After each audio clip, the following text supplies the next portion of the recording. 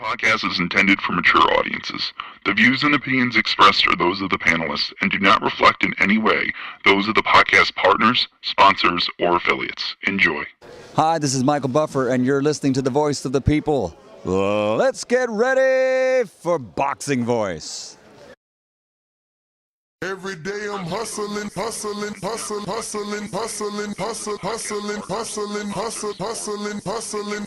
Every day I'm hustling, every day I'm hustling, every day I'm hustling, every day I'm hustling, every day I'm hustling, every day I'm hustling, every day I'm every day I'm hustling, every day I'm hustling, every day I'm hustling, every day I'm hustling, every day I'm He is the fighting pride of Omaha, Nebraska.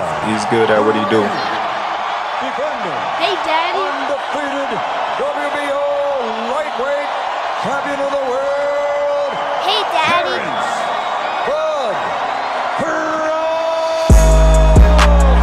BoxingVoice.com. Taking, any credit away from Arrow, he's a great fighter. He's good at what he do.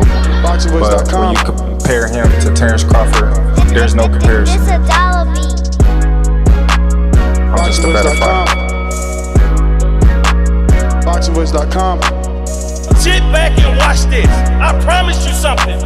I promise you something. All that shit you talking don't mean nothing. Don't mean nothing. I can bump my guns at you and you can bump your guns at me, but at the end of the day, them two brothers got to get in the ring. Hey, Daddy. This a dollar beat. We've been here before. You try to get there. Alright? I can tell you how it is to be undisputed. You can't tell me shit. This a dollar. Hey, Daddy. Y'all support y'all fighter. Let's come together, make this event a success. BoxingVoice.com. Everything about Terrence Crawford is better than Errol Spence Jr. BoxingVoice.com.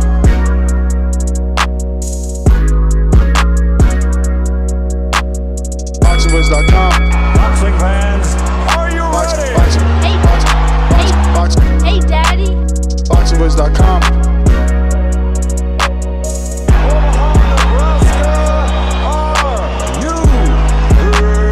BoxingVoice.com. BoxingVoice.com.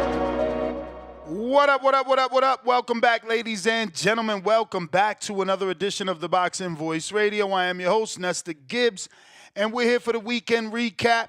We're here to discuss the main event between Diego Pacheco and Steven Nelson, the Terrence Crawford protege. And it looks like from footage that we have to show you today, it looks like Terrence Crawford was frustrated with the approach and strategy that Steven Nelson implemented, and he was looking for a specific punch.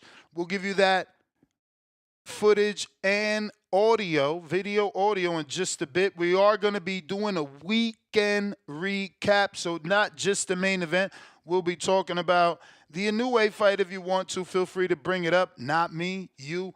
Also, we'll be talking this weekend's action, the undercard of the Pacheco and Pacheco and Steven Nelson match.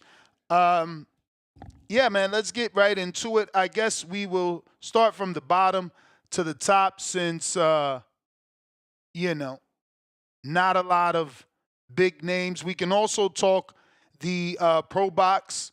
I guess I won't start there as people are going to be tuning in for Diego and Nelson, but we will get to pro box for sure. We'll start off with Ernesto Tito Mercado, or maybe we should start off with his uncle, who did a phenomenal job and deserved the win on that night. Didn't get it. Instead, left with a draw, undeserved. Certainly, his opponent, Leonardo Rubalcaba, was happy to get said draw. As, Robert Garcia was threatening to throw in the towel. This was a very unfortunate fight. While it was a coming out party for Israel Mercado, and he got to show everything that he can do, and hopefully we see him back it was unfortunate because he worked so hard to get this win and didn't quite get the win. And that's due to the referee. The referee felt the need to take a point that was unwarranted for sure. Mercado was warned one time. It wasn't a stern warning from what I seen. And I just really never really see a referee take a point after one warning, especially when it isn't, something flagrant or intentional. But that was what was necessary in order to even that fight back up because Mercado was running away with it. So before that even happened, I said it would happen. I just didn't like the body language of that referee and how he was continuously hovering over Mercado and had his little beady eyes on Mercado. Sure enough, he took the point, and in that first round, there was a knockdown for Rubalcaba on Mercado. So that really made it almost impossible for Mercado to get the win. While one judge had him winning, the other two found it a draw. And one of those experienced judges was David Moretti, which, he's been doing this for a while. So it is quite unfortunate for Mercado because now the cat's out the bag. He won't catch anyone by surprise any longer, right? They'll know who he is, and they'll know what he can do. A very interesting style, though. That's why we're talking about him. Kind of like a, cheap version of Pacquiao. And I don't mean that with any disrespect because he really did his thing so impressive that I went live. I wasn't scheduled to go live for an Israel Mercado fight, someone we never heard of. But watching that first round, I'm like, whoa, this kid could really fight. And I wanted to make sure that my audience knew that, better to show you by going live and show you that, he excited me so much I actually wanted to work versus watching his fight and talk about it on a Sunday or a Monday. But once again, he didn't get the decision that he deserved, but maybe the performance was enough to make a statement. Hopefully, a guy like Eddie Hearn brings him back. I can see some fun fights with him at 40, which is where he fought at. I would love to see Gustavo Limons and Israel Mercado. I think that's a good scrap, good style matchup. And, it'll be fun. I mean, I think Gustavo may be punching a little bit harder than Mercado. But all in all, I think the fight between Gustavo and a potential Israel Mercado would end up playing out very good. And I would love to see it, man. Shout out to Mercado. Certainly made a name for himself and has me ready for his next opportunity, man. Ready to see him back in the ring and what he can do. Moving on, we got Zaquin Moses, the nephew of Shakur Stevenson, picks up a win. He gets a RTD in the first round over Mario Garcia. And he improves. He's been working with Matchroom for his first fight. This is now his second fight with Matchroom and his second win. That's why Shakur was there as well. He had to support his family. Nishant Dev scores a TKO in his debut. This is a fighter from India. A lot of hype about his popularity and his fame. Looks like the skills matching the hype. And he gets the big knockout win. Before I continue, we're joined by Troy, a.k.a. Hamza. What it do, man? Good morning. What's good with the squad? Same shit, man. Same shit, man. Did you watch the Israel Mercado fight? Yes, I did. I was live with you. You talking about Onk? Yeah. Yeah, that was a good scrap. It was a good scrap. He was giving dude a lot of problems with his footwork, his awkwardness. You know what I mean? Gave him a lot of problems with that. First, let me get my crow, because my man Steve lost. You got it.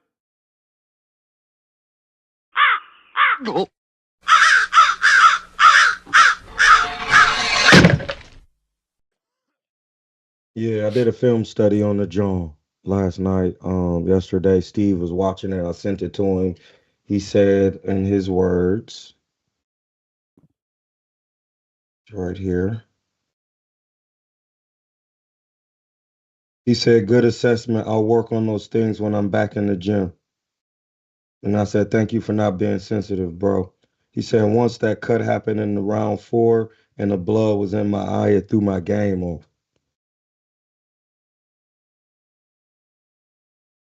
Yeah, that's the same thing he told Bud. Cause Bud Yeah, it's wasn't right here. Bud wasn't You know what I happy mean? with quite happy with the performance himself. He was looking for a specific punch that he It felt was a was winnable available. fight. It was a winnable fight. Yeah, I mean, I feel like Madrimov, maybe Nelson wasted a lot of energy with the herky-jerky feinting movement. I guess he felt he needed that because Pacheco was so tall. But maybe that took away from the performance. What you think? It wasn't the herky-jerky movement. He was just doing it in the wrong direction, brother. Explain. Like, instead of, if you watch the tape, he was jumping in and then jumping out because maybe he thought Pacheco would, when he go in, Pacheco would try to answer with a combination of punches, and then he would jump back and try to make Pacheco fall in. But then when Pacheco wasn't throwing nothing, he was reluctant to let his hands go off anything. Then it kind of made Steve, it kind of ruined his game plan when his game plan should have been consistent pressure forward, like Canelo versus Callum Smith. I got a counterpunch from Malcolm cutting that line. Malcolm, what up? If you're watching this on YouTube, don't forget to hit that thumbs up. And if you're on X Spaces, go ahead and give us that retweet. Yo. We hear you. We hear you. Oh, we good. All right. Shout outs to Boxing Voice. Next shout outs you. Shout outs Hamza, aka Technical Boxing Blood. It's a pleasure, my brother. Yo, Ness, if I do go over, just bail me, cool? But shout outs to I didn't really watch the DAZN card. I didn't get the chance to. I just came home yesterday from my fucking vacation and shit, so I didn't get to see that shit. But I did get to catch the Pro Box. You know, I do want to say shout outs to Van Saint. I think that's how you say his name. I hope I didn't butcher it, but he had a great performance. And low key, yo, Najee Lopez, man, he showed improvements in his game. I think homeboy he was fighting, his name was Castillo. Yo, his jab, man, it looked amazing. It was just great. It was very educated. He was just setting everything up, all his shots. He ended up getting the stoppage. Yeah, he broke homeboy's jaw too. You know, so Najee Lopez looked good, man. A couple fights ago, you know, and I'm Puerto Rican too, but I just didn't see that in him. I was just like, nah, I don't really see anything out of him that I like, but he's slowly getting better, man. So, you know, shout outs to him. And yo, the upset, I think it was Jeremiah Milton and I forgot homeboy he fought. By any chance, did y'all catch those pro box fights or not? Hell yeah. Yeah, I seen Najee. I watched them shits I never live. seen Cuz, but I watched them live. I ain't go Okay. live because when I went to look, it was already an hour in, bro. They started early. They started before 4 o'clock Pacific Standard, which would be 7 Yeah, your it was time. it was 6 o'clock. It was 6 o'clock in Eastern time that I caught it because right now it's a 2-hour difference until daylight savings. Yeah, that makes But- sense because remember I go live at 7 Eastern, so when I look, it was already an hour in. I'm like, man, it's too late. Yeah, man, that time should be fucking me up right now. And it's 7 a.m. Mountain Time right now, so I'm like all over the place. But yo, the right fight with Milton, man. Hear me out. If I sound crazy, when I was watching Wright in the first round, I'm like, yo, he probably gonna lose. I'm like, I never really watched him. I'm like, your last fight you were 296. You came in last minute replacement. You 280. He had a small, like a hint of Andy Ruiz when it came to hand speed. he has a horrible gas tank. It's trash. But when he came out that first round, fast, and he had some hard ass shots, I'm like, oh shit. It's just Milton just pretty much gave up that fight, man.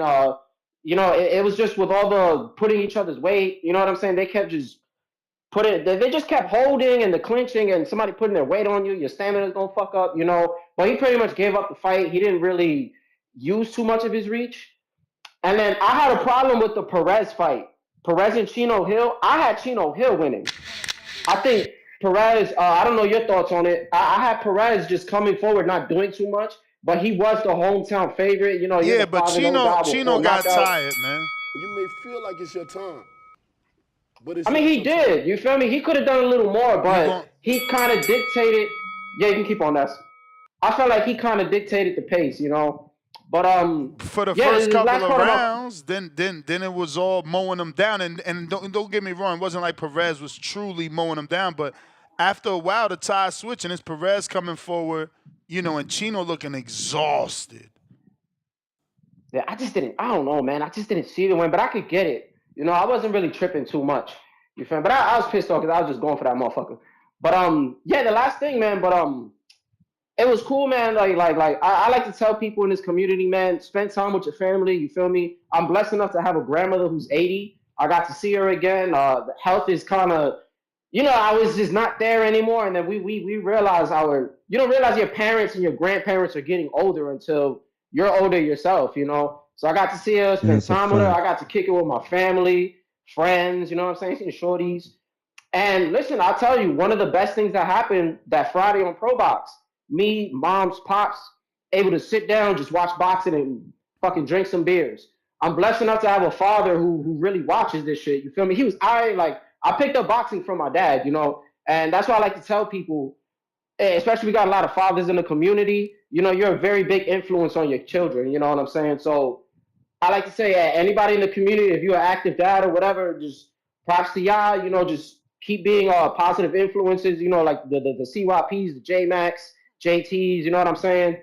But yeah, it was just a great thing to do, to just sit down with your pops and actually watch shit and call shit. I don't have too many friends. It's just really in the community we could talk shit, but I probably got like one other friend who really watches boxing. So it's a beautiful thing, man. So that's really it. It's unfortunate I'm back in the West Coast, but it is what it is. But shout out to y'all. Shout out to you, Technical Boxing Blood. Why you say unfortunate? Oh, no, I kind of miss, you know what it is? I just kind of miss New York sometimes, but I don't. Because I'm an AZ nigga now, it just be hot. It's just the convenience, bro. The convenience kicks my ass. You feel me? There's no Chinese spots over here. The pizza's ass. You just got to go to Domino's and all that bullshit. Yo, you so right. But I just found a Chinese spot out here in Vegas. We're a little bit happy. But the only shit I got is right, bro. Asian Star. I love getting closer to the east to eat real pizza, bro. We go back to Florida. There's an official pizza spot from Brooklyn. He moved down there, so I hear you, man. Yo, the prices got worse. Like I remember I used to get like a bacon, egg, and cheese on a roll for like $4.50 or $4. Right now, that shit close to like $9, man. And I'm like, yo, what the fuck is going on? French fries and chicken wings at the Chinese spot, $10. Shit crazy, man. Yeah. But I'll send you the money. Appreciate it, Ness. Shout out to you too, Technical Boxing Blood. Appreciate you.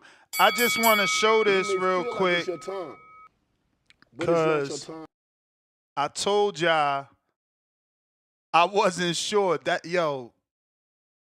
this is not good, but it's still funny. That Hardin is serious. I'm literally having a fight chat with y'all, telling y'all that I think maybe Pedraza could go over the 4.5. Why I bet the under 4.5 and 1, and I didn't even know I made the bet. I'm telling y'all like, ooh, I stood away from it. But I really made the bet, bro. This is just crazy. This is sad, but hey, it is what it is. You see, I won. I don't bet big, so it don't matter.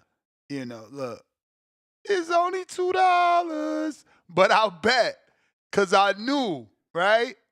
That's good. That's still good. I knew my boy Mercado would get it done under 4.5, which is crazy because I'm literally live saying I don't think he might do it. So that's just a sign. Go with your first instinct.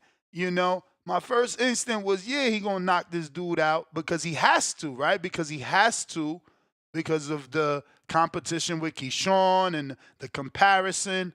But you know, you get to overthinking and overanalyzing. And look, I talked myself out of it. Allegedly, I actually fucking bet on it. That's crazy. That's a good thing though, right? Because had I What not was you bet, smoking?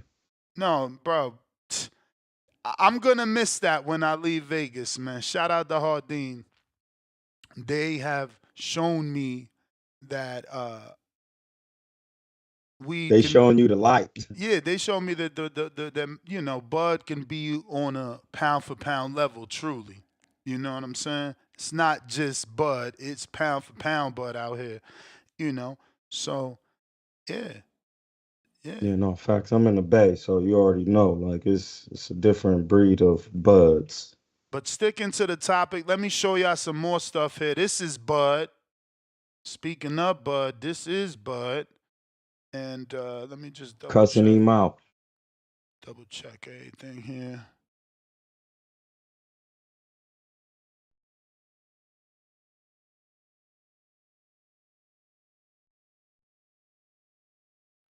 I was trying to tell you the whole fight. The hook is that he kept going like this.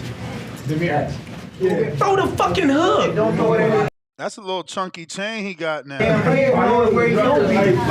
couldn't see. I was like orange and yellow. So like this shit right here, I was like, man, hesitant to try to get caught over here. So that's why it was hard to do that shit. Work with the blood. Shit, that blood, motherfucker. Because you notice right after I got cut in that third round, it was like everything just turned. Yeah. So he says it was the blood caused the whole orange and yellow, not black and yellow, but orange and yellow to be in his eye. So he just got fearful, hesitant to throw that left hook because he couldn't see, you know? He ain't really. I mean, I know what Buzz saying because dude kept trying Damn. to go into the shell turning, but Shout out to you, really, Rue. You absolutely right, but I'm actually not gonna come back, man. I decided I'm not coming back. Rue is hilarious, yo. That's dope. Yeah, man.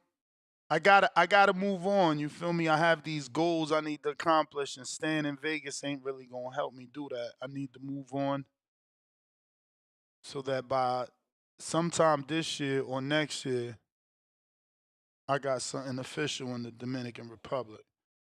oh, so you're not about to be in Vegas no more? Nah, not for the rest of this year. I'm probably gonna not come back to Vegas once, like Rue said, once the repairs are done here. Yeah, I'm probably not coming back. For the year or just forever? Definitely for the year. I'm gonna What was good about all your parents? I mean, yeah, being with my parents for sure. But like Malcolm just brought up, bro, cost of living. Cost of Oh living. no, facts, and that's why I be on talking about what I be talking about in the public because that's why I plan on moving to Africa. Like just Yeah, because man. it's just better when you have United States dollars in your account and you Mm-hmm. can accrue those. The money goes longer. Like that's what I was saying about the Turkey al-Sheikh. Like he's the head of Saudi. So Saudi's money is Saudi Real. And when you're the head of the state, you could use the money at your will. And United States dollar is 375 in Saudi. That's not a lot of transfer. It's not a huge transfer. $7, Trayvon, and that's with the tip included, bro. Like that shit really like $4.80. You feel me?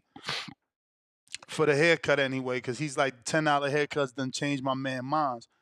And again, I'm not trying to live out there forever. It's just why live in Florida and Vegas when Vegas is so expensive? You feel me? This is a tourist spot. I could just easily rent this house.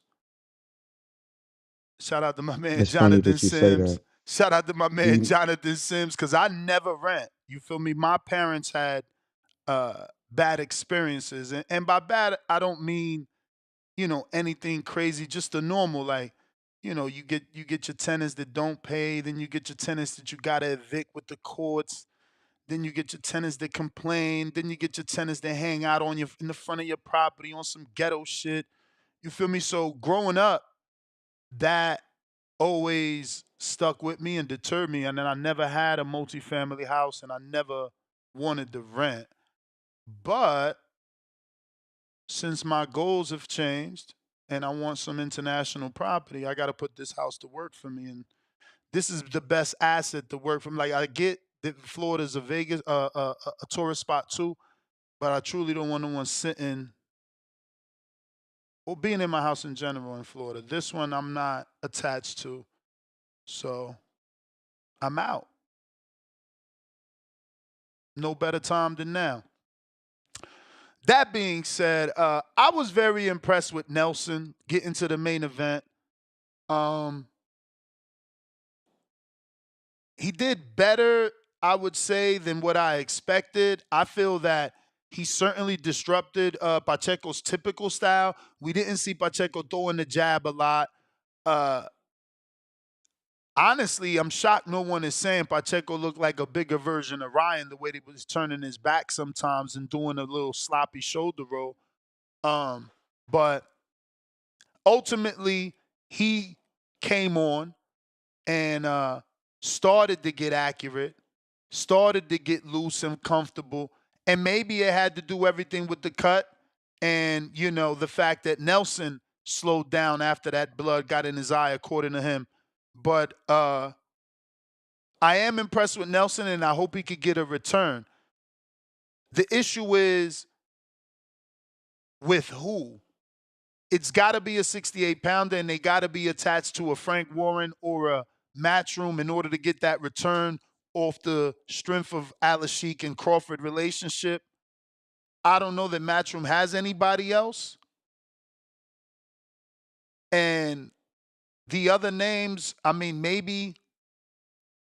No, Bentley is actually 60. I don't know, honestly. And Buatsi 75. I can't really. He would have Yeah, to. Buatsi. What's my Buatsi man is name? big like Cuz. Maybe Willie Hutchinson. What weight was he? Let me double check that. But again, Willie kind of did he win? I don't even remember. I gotta check. I'm checking anyway.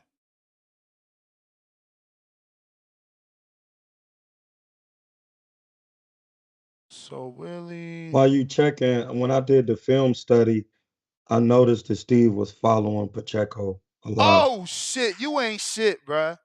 You really ain't shit. Didn't we argue about that on live? I said he was following. You say he wasn't following? No, that was Dion. Better be. I swear. That was literally Dion that you said was following. We were Yeah, showing I the know that clip. was the spawn footage, but I don't know. Yeah, no, but no. He was cutting him off in the beginning, Nah, he's but $175. it was some instances when Pacheco would move in a circle and Steve would move in a. I don't think people know what following is. Following is when somebody starts to turn you and you turning with them, and when, instead of when they turning this way, you stepping over to cut them off. He was doing it in spots, but then he started losing it. So I guess the only thing that's there is Berlanga, and he's not gonna fight Nelson. He's already putting his attention on uh Pacheco. He felt he seen something in the Pacheco fight that he needed to see because he usually doesn't have that energy for Pacheco, but it sounds like now, after Saturday night, he may be ready for a Pacheco fight. Pacheco is going to have problems with anybody his height. What I noticed his last couple fights were against shorter guys. Somebody was his height is going to be able to touch him because he didn't show me that he had, you know, even mid-level defense. Like you said, when he was turning, he wasn't turning and dropping down. He's there for an overhand shot. Yep.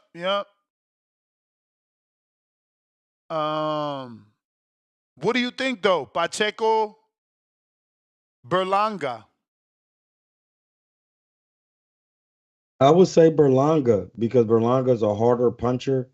And I know somebody who sparred Pacheco. He's not like the hardest puncher. He has volume. And Berlanga does have a good jab and has more of an amateur pedigree. And he's fought the better competition to date. Now I know yesterday or Saturday the debate between us and you was more that you didn't know Pacheco and he wasn't known throughout California. Did he impress overall to you on Saturday night? And now, do you He feel? was average at best because there was some spots where put it like this, man. When somebody in there and they moving that much, if you watch Tommy Hearns and Ray Leonard, that's what you seen. Like Ray Leonard was moving on Tommy Hearns to try to tire his legs out and make him hard to find the jab. Pacheco still got to use the jab and use it to the chest or to the stomach. There's just minor adjustments. I didn't see that. I didn't see when Steve was hopping in, Pacheco timing him with multiple right hands. You know what I mean? Off for shoulder roll when he turned it. He didn't use the check hook enough for me. You know, when I watch Floyd, he using these things constantly when he turning. You know, that's all. Timeless. Go ahead. I'm sorry. I thought you paused. No, I was just saying those are the things I've seen, and those are the things he needs to work on. And when he is more consistent with those things, that'll take his game to the next level. When you're not consistent with them things, it makes you average at best. Timeless super chat via Cash App from Damian Clark that says, "This who getting Crawford ready for Canelo?" Break it down. Technical boxing blood. Do you think that Steven Nelson can still? It don't matter who you get. But you're not getting Canelo, so I hear you. I hear you. Don't make it.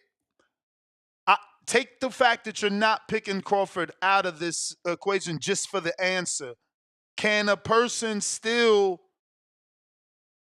serve the purpose of a sparring partner even though he's coming off a loss or isn't a world champion? Essentially, like, can you still give that fighter what he needs? Yeah, I was gonna say that. Well, my answer it's not like you any sparring partner. I'll say it like this then.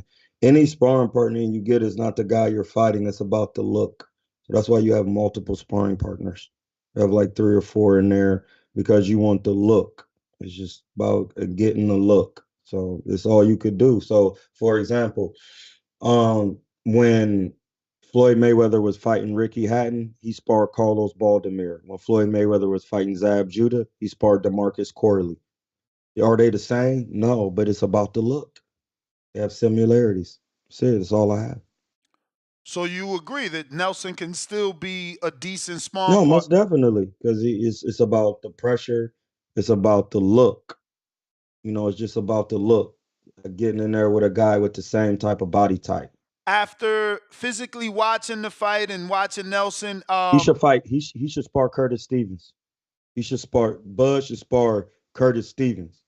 That's who he should spar. Yeah. You know who I'm talking about. Yeah, for sure. Used to train with Andre Rozier out of New York City.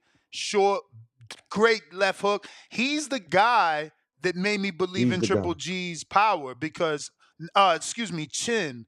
I was waiting for Triple G to get punched by somebody, and actually Curtis Stevens fought Jesse Brinkley at 175. So he went up high.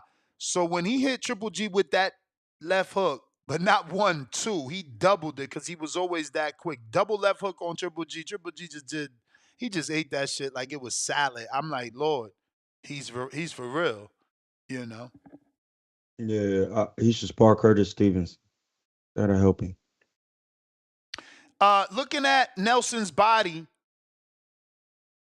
do you think he can emulate the physicality of a Canelo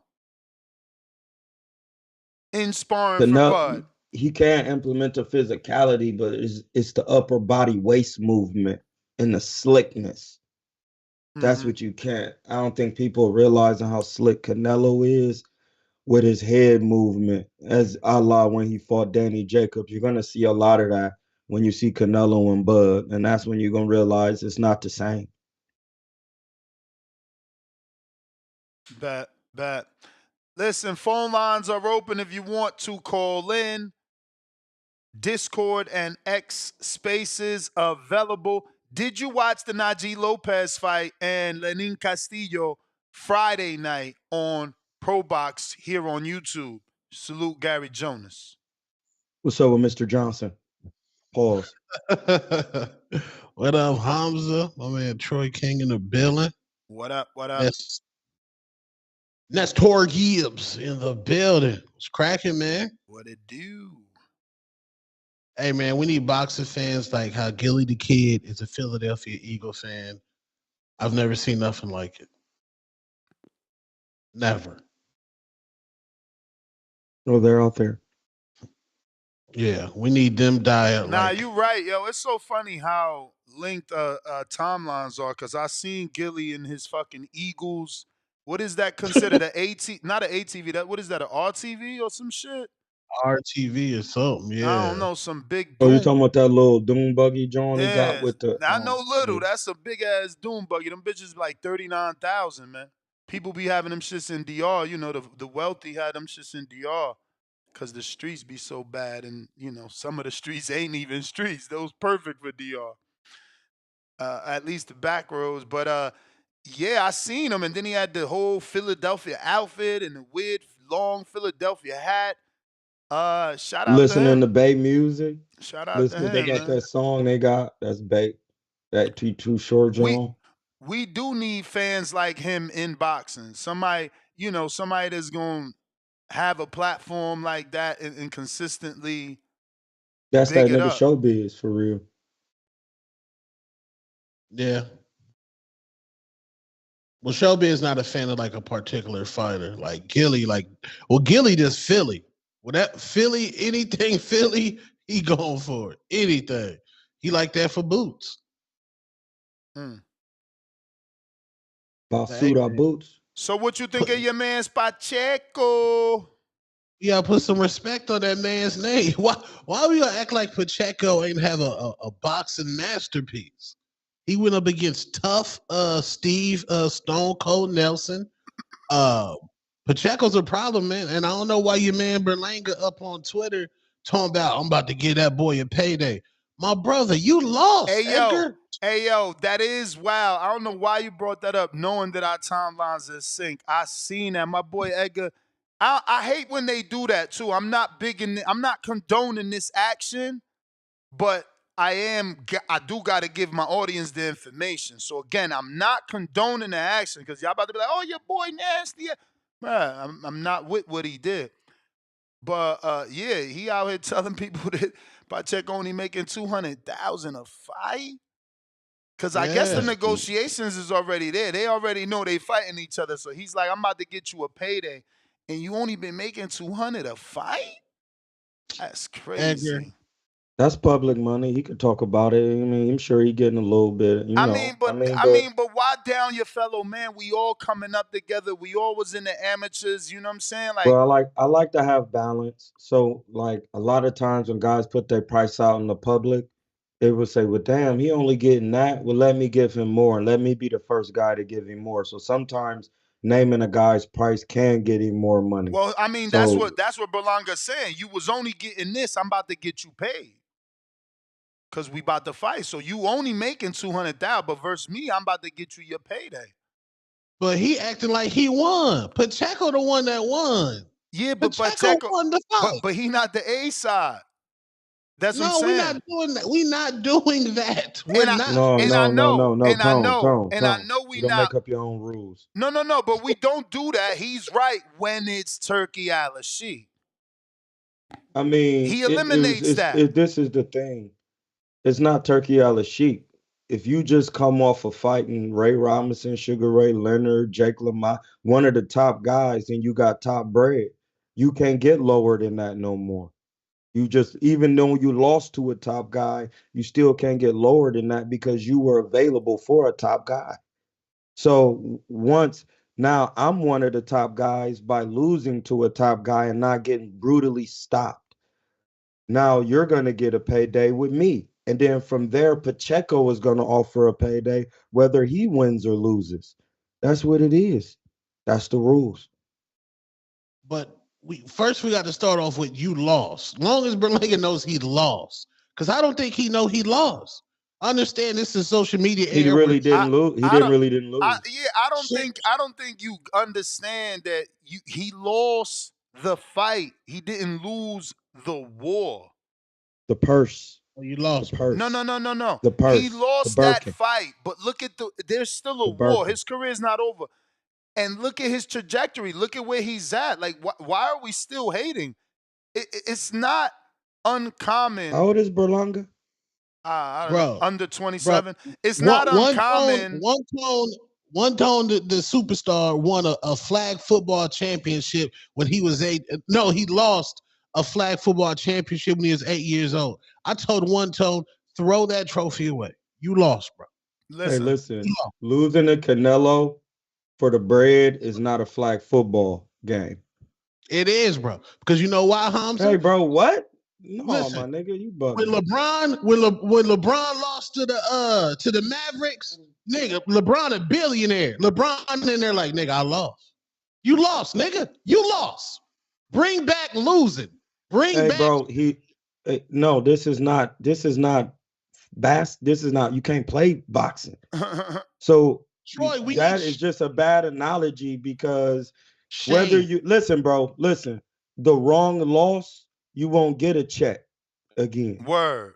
So you just, that's Tone, I love you as a brother, but the wrong beating, Nelson, tell these niggas, the wrong beating, bro, you won't get a payday. They'll be trying to say, man, he know who Pritchard Cologne is. He ain't crazy. Yeah.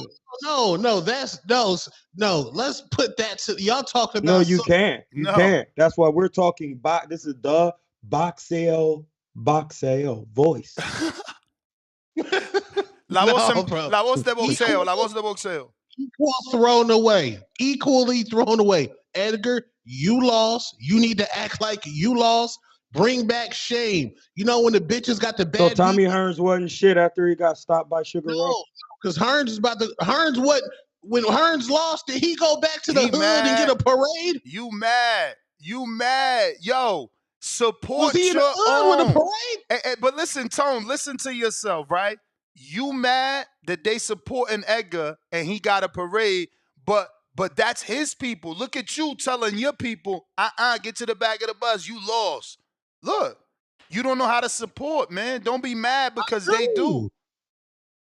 No, Ness. Okay, I understand it, but you need at least a 5-month grace period of losing. Of shame. No, if you knew how to support, right?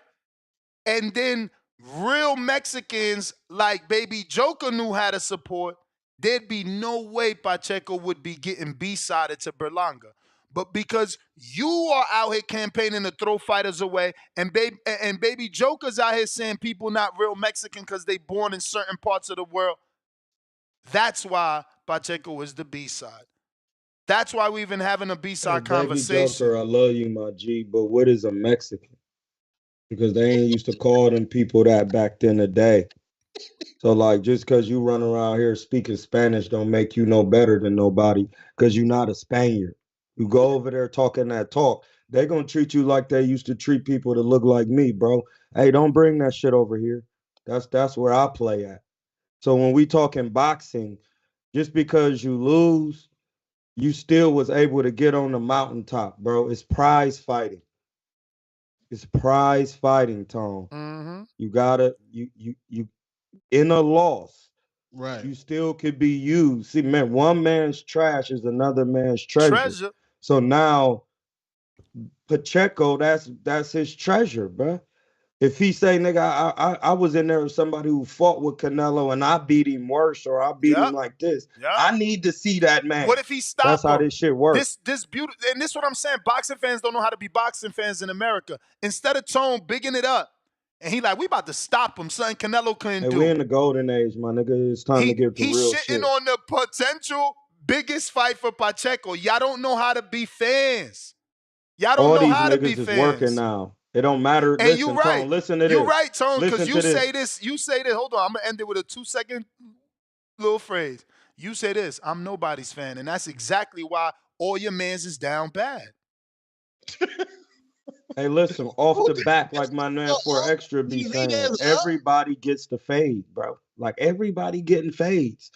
So like get the fade, bro. You lose, get your ass up. You got 10 more fades off the back. But Hamza, they're positioning like Pacheco lost. He won a tough fight against a great opponent, and we not throwing away. Now we need not all right. When I was saying he wasn't nobody in California, that's what they showing you. Now you see how it makes sense now. Right. You wasn't nobody. Yeah, nigga. See, listen, I'm winning because I tell it's just what it is. How you gonna be winning over Berlanga, my nigga? You wasn't nobody out here. I nobody never knew you. Oh, back to that now. And now you think you gonna be the A side or cause you won against my man Steve? No, y'all both was at the 20 win mark. Y'all both didn't fight anybody. Steve had the better amateur background. Yes, you bought a tough. How you gonna say you fought a Pacheco tough ain't guy. fight nobody? You still disrespecting Pacheco, You man. fought a tough guy. Now we need to see you do that night in and night out. Now fight Berlanga, a guy who's your size and tough. Troy, I got pop. So cold on. Steve Nelson, what's up, champ? You gotta unmute the mic. Hey, what's up, man? I came on a little late, so I caught y'all when y'all was talking about Diego fighting Berlanga. Edgar. Yeah. Yeah, because that's been the talk between them two on social media since the fight has passed. Yeah.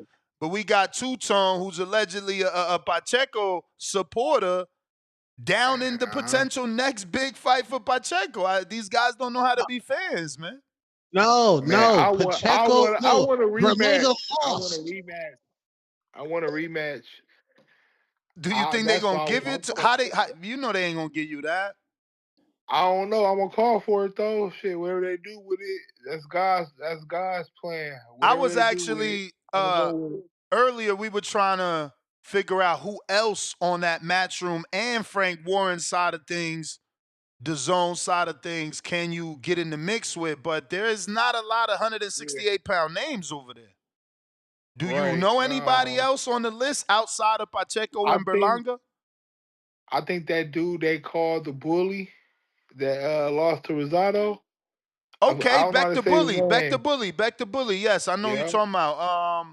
Either him, any of them. Like I said, man, like I'm a throwback fighter, man. Like we got to make these big fights happen. Like sitting here and everybody picking and choosing who they want to fight. They want to fight the best person that fit their style and who they know they can beat. No, let's fight. What about McCumbee, champ? What about McCumbee? I'll fight McCumbee, any of them. It don't matter. I want to fight all of them, man. Like, and I ain't got nothing personal against them. It's just it'd be dope just to bring that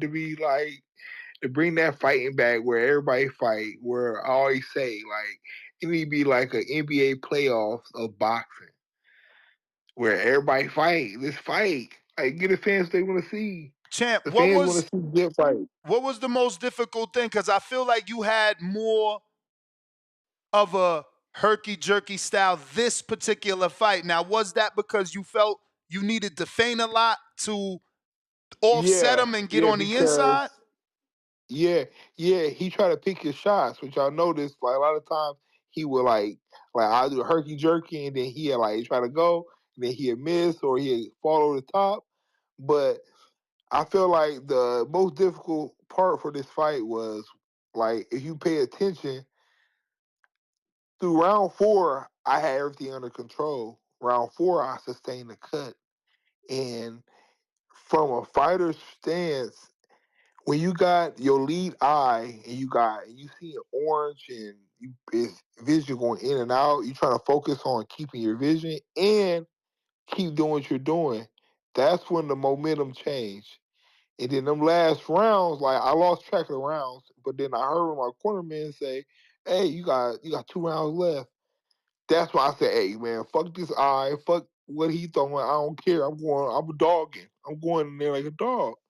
I don't care what he throwing. I ain't trying to pick nothing apart. I ain't trying to avoid nothing. I'm just going in here and fight. I'm going, but that's why I came out as a Street Fighter character. Cause I said if I have to, I'm gonna turn it to a street fight. In a street fight, you don't see nobody in there throwing no jabs and trying to figure out what they're doing. They going in there and fight. Let's fight. And that's what I wanted to do. But it was just I got the round knowledge late. I was like, damn, it's only 2 rounds left. If I would have got that in like 8 or 9, I would have hit it then. Cause I had the energy. That's why I say I want the rematch. I deserve it because like I wanna, I wanna show him that that wasn't my best performance, but let's get it. And he said it wasn't his best too. So let's see. Let's both put our best performances up against each other. Either way, it was an exciting fight. At least you didn't, it wasn't an egg. You feel me? We seen you try. We seen you go for it. Like you said, I would have liked you to try to go for it earlier. Yeah, exactly. Yep. That's the only thing that if I can go back, that it would be different. But as far as everything else, the preparation, the build up for everything was perfect for me. What do you think? Does he pose any type of problems for any future opponents? Like, how nice is Pacheco, or do you think he nice? Yeah, because I'm gonna be honest, like I feel like I'm supposed to be up there too. So for him to, get the victory over me, I feel like he's ready for any of those guys. The M Billies, he'll pick him apart with his wild style, but I don't think M Billy got the boxing IQ and know how to box and bang. So I feel like he got that one. Of course the McCumbies, I feel like he got Edgar. So I feel like he the top 168. Like I don't feel like I don't see nobody give him problems. I think Caleb would give him a little problem with the boxing because they both boxers, but that's one of the things that I would like to see. I would like to see him with Caleb. If it's anybody, I would like to see him with Caleb. That sounds like a good fight. I wonder what Caleb want. That the thing is, his demeanor is so chill. Caleb be needing somebody that's going at him to really turn up. Yeah, well, that's what I said. Like they both box, so it'd be a good display of who got the better boxing sense, who can be more effective. It wouldn't be a fight. It wouldn't be like, oh damn, they ain't there fighting. It'd be more so for the boxing fans who like to see great like good boxers fight each other. So champ, is it do you have a plan, or is it back to waiting to see who offers you a fight, or is there an option here? Where are you able? Was it a multiple fight deal? This was a one off. What's the status? It was just a one off. If I would have beat him, it would have been a option. But because I didn't get the victory, it's back to the same thing. Like shit, see what I do. That's why I'm like, let's get the rematch, man. Like, and it's not because like I ain't got nothing to do. Because I can quit boxing today and I'll be good. Like I just love doing this, man. I want to make these big fights. I love doing it. I'm talented in so many other places, man. So I'm not just asking for these opportunities for a paycheck. Like I'm doing it because to inspire people and to bring back that fighting, that fighting period, man. Like just bring that back, man. I want to bring that up because they displayed that moment on camera throughout the buildup. That became a topic of conversation. Some of the Pacheco fans ran with that and would repurpose or re-say that phrase that Pacheco only does one thing and you're multi-talented, and that would have been your downfall. Looking back on it, are you focusing enough on boxing because you do so much? Like, Yeah. I know that you run the whole foundation for Bud, plus you run the gym, you doing amateur shows, you flying planes, you doing Steve, they outfits. don't get it. Steve, they don't get it. Yeah, They don't get it, Steve. all that stuff fit in my free time from boxing. that It's a does fact. not stop me from training. Like, cause you can overtrain. If I focus, like, do nothing but just box, like, how much training can you do? How much boxing can you do? Like, on my free time, I don't go to the club. I don't go hang out. I don't hang out and play video games. I'm doing productive stuff. So on my free time when I'm resting, that's when let me do a little bit on my shorts, make my shorts. Oh, let me do a little bit of painting. Okay, let me go downstairs in the garage and mess around for a little bit while I'm chilling. That's when all that other stuff come in. Everything else can wait. Boxing is a young man sport, but I Hey, feel you like still be I'm cutting? young. Like, yeah, I could, but when I'm in camp, all the coaches, everybody be with nappy heads, like, hey, Steve, can you cut me up? No, I ain't doing no cutting in camp. I don't do no cutting in camp. I don't do none of that stuff. I'm my own nutritionist, but that's on Sundays. After I get done working out, I do my meal preps on Sunday for the whole week. What's your Like, walk so around all weight? that, in the 90s. Now, obviously, you have been the talk of the Bud fans because he's been sparring you for so long, and they believe that you have prepared him for 68. Uh, Yeah, and again, you also said you're a nutritionist. yeah. How easy is it to jump up 3 divisions to face Canelo Alvarez?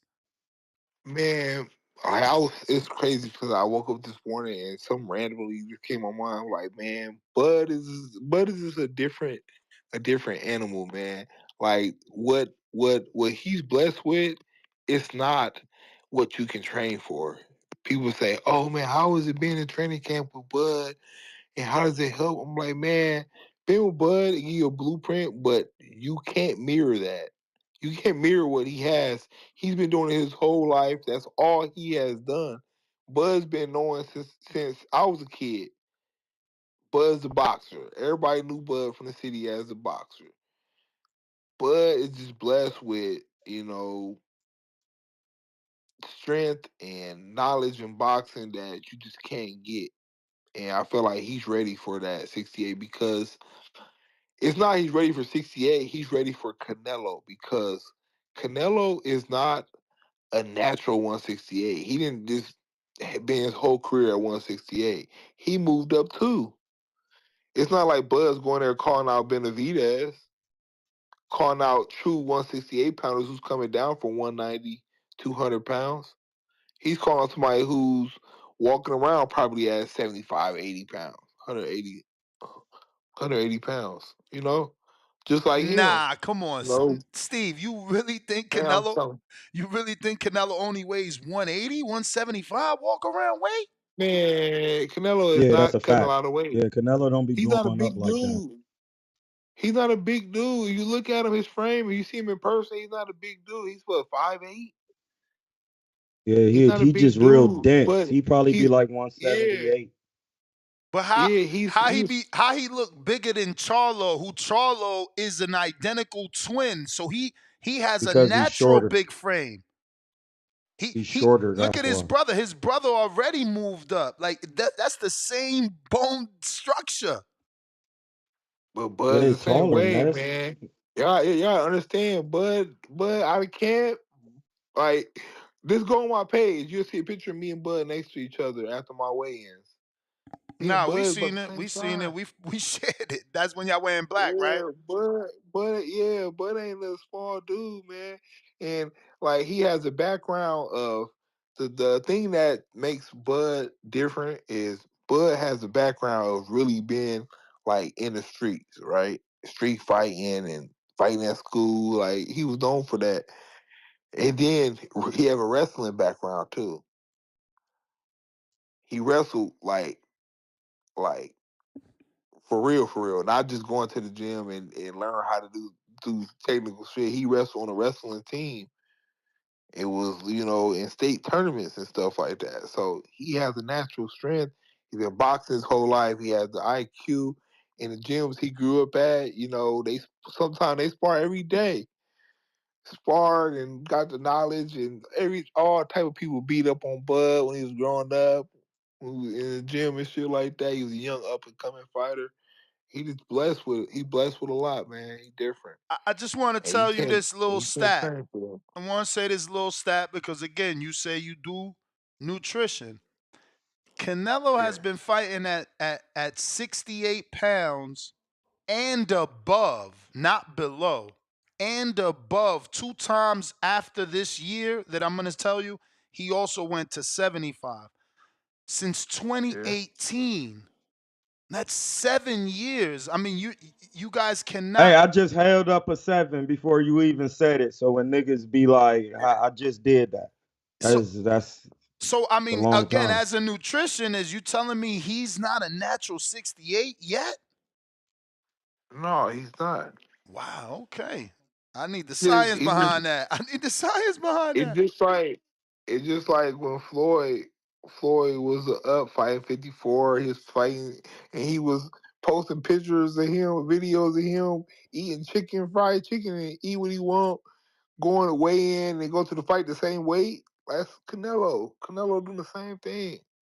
He's fighting at a weight where he's comfortable I at, where don't he think got a Canelo cut. really be doing that because his last couple fights he be coming in at I mean, I don't mean 166. he's doing that. I'm just giving you an example of what Floyd did, Ye- but I don't believe he's cutting away. He's not drying out like, Oh oh man, this is tough. no, he I, don't at that level. He don't need to dry out because his skill set is so high, and he's fought at the other weights. And once logically, when I seen him in there with Golovkin, who's a heavy puncher, he knew from yeah, there, yeah, I could go up to 168 because guys are just really not punching like Golovkin with the heaviness. So him coming in 166 his last couple fights really showed me like he's a real 68 pounder because he right, started at 140. He can't make 140 right. no more. So you gotta That's be the real exactly. weight you at. He just not a Yeah, real 75 pounder. But a but sixty-eighter, it's just like yes, Bud, sir. like his last fight, he fought 54 because his mind was at 54. And for the weight cut, it was tough for him. But he fought 47 right before that. But the last weight cut, No, 54, 54 is was still a tough. hard weight cut. Yeah, Bro, it was still I hard for told him people on this because show that, man, I am boxing. No, but like no, people don't know like a month out from a camp, you really depleted. Hey, Like just if yeah, your camp is 2 months, like 4 weeks go by, you good, you training. That next month, now it's time to start cutting weight. You depleted as soon as you think about it. You just be yeah, that depleted. shit be tough, man. And I don't care how much shape you are, how much in shape you are. That last pound or two is always the hardest, dude. You be wanting to No die matter, in there. hey, you want to die, that last pound or two, you do not want to come off. But That's what I'm made me telling this change about my Bud diet though, for man. sure. Bud is just different, 702 dude. boxing here. Like Nelson, I can I tell, ask you a few questions? yeah, like let me finish this real quick. I tell you all the Go time, ahead. man. Anybody I fought, spar anything, the hardest I've been punched was by Bud. And it's Mm. not because not because he's the strongest puncher. He just know how to punch and when to punch and time you. So I'm gonna rephrase that. The best punch that's been landed on me has been by Bud. Mm. Told y'all. Awesome. And that's I got 3 questions for you, Nelson. Great fight. Let me start off with that. You really, Yeah. I'm gonna say it, you really surprised a lot of us with Pacheco. I'm gonna say you know, we didn't think you were gonna do as great as we think you did, but you did amazing. And you really, since the last time we see you in your other fight, coming into this fight, I thought you were gonna do a lot better than just, what we thought you were gonna do. But let me start off with this, Pacheco. I mean, Nelson, how hard was Pacheco hitting that night? Was he really smacking that night? He landed like the right hand that cut my eye. It wasn't a hard punch. It was just at the right angle and it ripped my like a prior cut I had open. But I was so much in my zone that I can't remember like a punch where I'm like, oh fuck, man. If he Okay. was another one, I'll be done with it. It was just like we was in a fight. I was in the zone. I was in a fight. He was throwing his punches. I was throwing mine. We was catching each other. Um, and that was it. But like I said, I was in that zone, so none of that shit even bothered me. That's why he was like Gotcha. eating. Great answer. Also, Pacheco, I saw him doing a stab jab, and did you catch that earlier? And that's why you was going to the left. And I seen Bud say something about that at the end of the fight, saying that the left was open. And I know you explained a little bit, but did you catch that early in the fight, or was it just a lucky shot at that point, or did you actually see that flaw? No, yeah, Bud kept on saying it every time I go to the corner, like, man, the hook is there, throw that motherfucker. That's why a few Yeah. times I was throwing it, looping it around, and caught him a couple Yep. times. But that last round, it caught him good, and Yes. it kind of exploded him. But Yeah. yeah, I seen that was a big thing, and it was actually part of our training camp too. That's why Bud kept calling it because we was working on it. One more. Yeah. What are you doing for Bud? And that's kind of touched on that. What are you doing for Bud to prep for Canelo? Is it the power? Are you doing, because Canelo has a shifty where he puts the pressure on him, not giving too much on training camp. What kind of things are you working with Bud, preparing him for Canelo?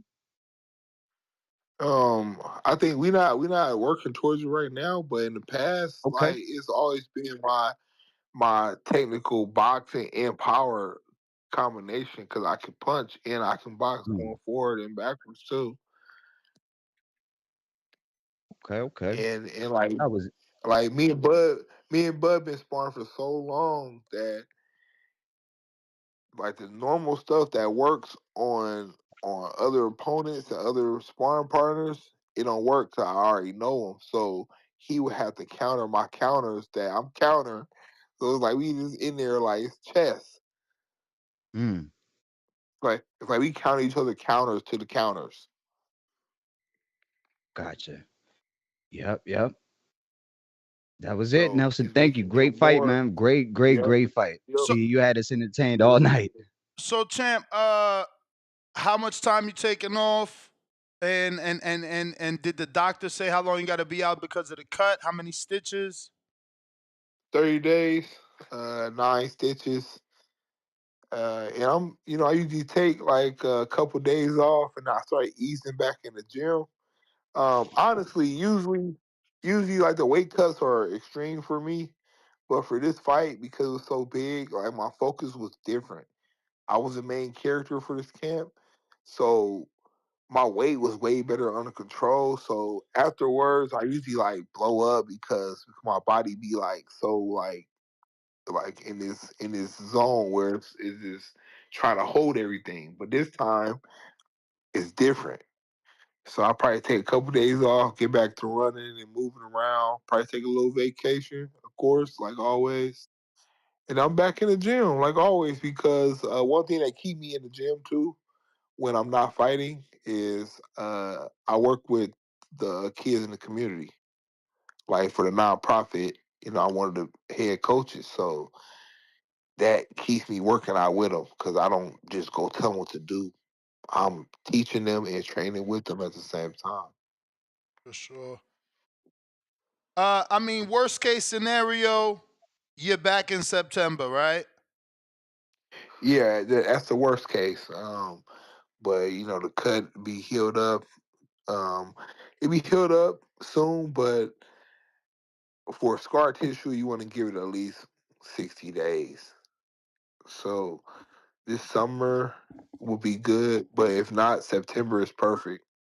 So in September, I would assume an Alice sheet card. So just saying, have them offer you, see if they want it. Because again, because it's Alice Sheik and Jack Cullen. Rematch. They ain't gonna do that.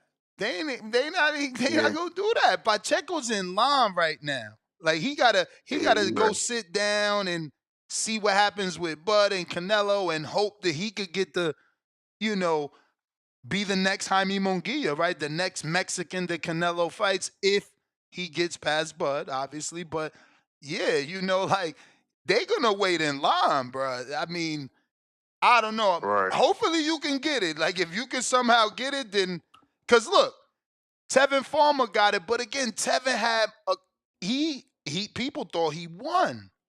So there was a reason for Zepeda to give Tevin Farmer the rematch. Like, Yeah, but that scorecard, that's another thing to talk about, dude. That scorecard was crazy, dude. They had me winning 3 rounds out of 12. Wow, Like, that what? was Mac. Wow. 3 rounds, like, dude, I won the first 3, if anything. For And sure. in the last two, I said that's 5 right there. 5-7 is okay. I get that to them. Some people can argue 6-6, whatever. Was All you right, expecting more jabs from 5-7. him? Yeah, I did, but I think he stopped throwing them Told because you. he started throwing them, and I was slipping them, and he couldn't catch with the jab. So after that, the jab wasn't a problem. Yeah, no, But I he was felt like he he was slowed down with that jab throughout the fight. yeah. He started trying to loop that right hand, and it was crazy because the crowd was so biased that even like he landed the right hand, like if I can remember like the time he landed flush. On one hand, I can count them, but a lot of times I would catch them. I would catch them, and then they would just like make me like move to the right a little bit. They're like, "Oh, I'm like, man, I caught that." And that's what a lot of the talk was in the ring. Like a lot of our talk was us talking about what we landed and didn't land. He like, "Oh yeah, I didn't land." I'm like, "Yeah, I didn't land." He like, "Yeah, you right." And we was telling each other what landed and didn't land. We was talking. So we was commentating our fights How difficult in was the it to ring. land that stab jab? Because I thought because the height that you was just gonna Yeah. attack the body because it was the easiest thing to get to. It felt like. Exactly. And I felt like that was one thing he did good. I have to give him that is that he kept me away from his body. And I think that they trained for that because when I was in training camp, man, everybody was like, "Man, your stab and your body work is beautiful." I was doing in camp to my sparring, but then him, I was like stab and he just kept it away. I'm like, he did good with that. He did good with that. Yeah, I So was I I because thought you started could. I throwing. thought you could If have you skipped notice, to him more. Instead of like yeah, if you walking, I notice, thought you could have skipped to him a little more. With yeah, if you notice, I started throwing at his chest more and started throwing it double jab to the head, and it started getting me into range. I was like, oh, okay. That started working more. That double jab started working more to his head, and your but I right thought hook that to would the be to the body body. because he was turning. Yeah, On yep, yeah, yep. when I was watching the films, when I did the watching the film, like all even in old school boxing, when you land a jab, you always throw the right hook that sets up the rush straight right. I thought you could have Yeah. used primarily the jab to the body was good, and when he get to turning, loop the right hook around to the kidney and the hip to slow him down. Sorry, I'm sorry. Yeah. Yeah, no, you're right, you're right. I like your assessment. I seen your video, your assessment, and I at first I appreciate was you, like, man, bro. I ain't watching. I don't feel like watching nothing. But then I was like, I was in the airport. I was like, man, fuck it, I'm gonna watch it. I watched it, and I was like, yeah, everything you said was like on point, man. And people need to pay attention to your little breakdowns because you know your shit. You know your shit, dude. No, bro, you coaching me in a fight. People don't know you actually was my head coach in a fight after you tapered me up. Like you really my bro. Like even though we met through Rock, you really my bro. We talk all the time. That's why I'm not even talking on here because it get corny. But Yeah. it was good work, bro. I don't want people getting sensitive when I'm breaking down a fight because it's just boxing. So me and Steve then shared the ring before. I done been in to San Diego with them.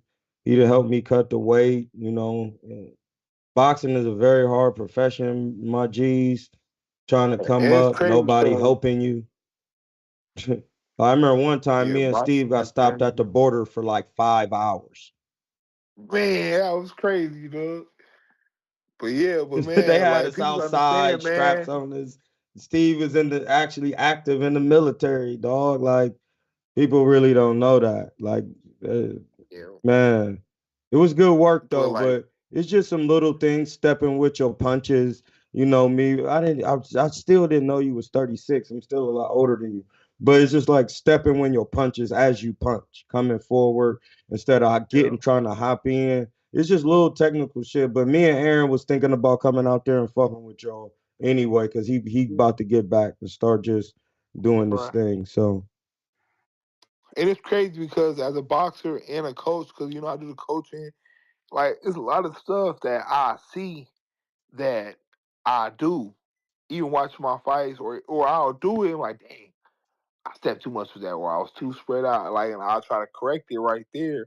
But it be different when you in there in the fight, man. A lot of that shit go out the man, window.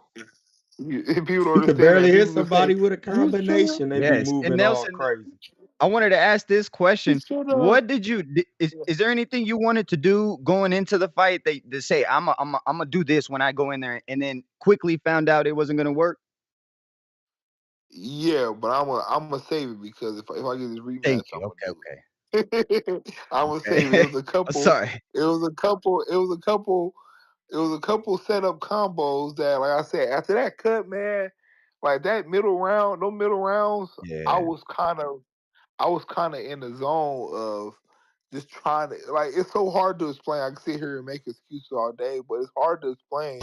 You have to be a part of it. It have to happen to you to understand. Yeah. Like when you No, I get can blood in feel it. your A eye, lot of times, like you get with blood in your most fighters, what eye. happens is when they get cut is a lot of the energy just goes down, right? Your body just goes towards Yeah, fighting.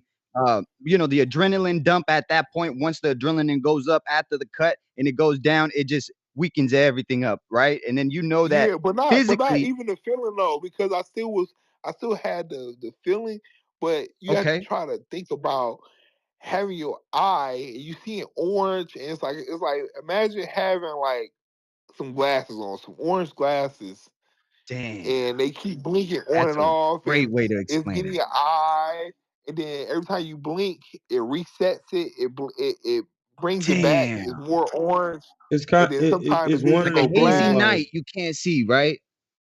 Yeah, you can't see. Sometimes it go black. Sometimes it's orange. It's just Damn, blinking. it's And like if then you that's you got hurt to how it think your about hand in a fight, imagine it really imagine throw off your imagine trying to mental. focus on Like that. yeah, Yeah, imagine focusing on that, right? And yeah, then your opponent can see that your eye is cut, so he's and aiming he trying for to it. touch it.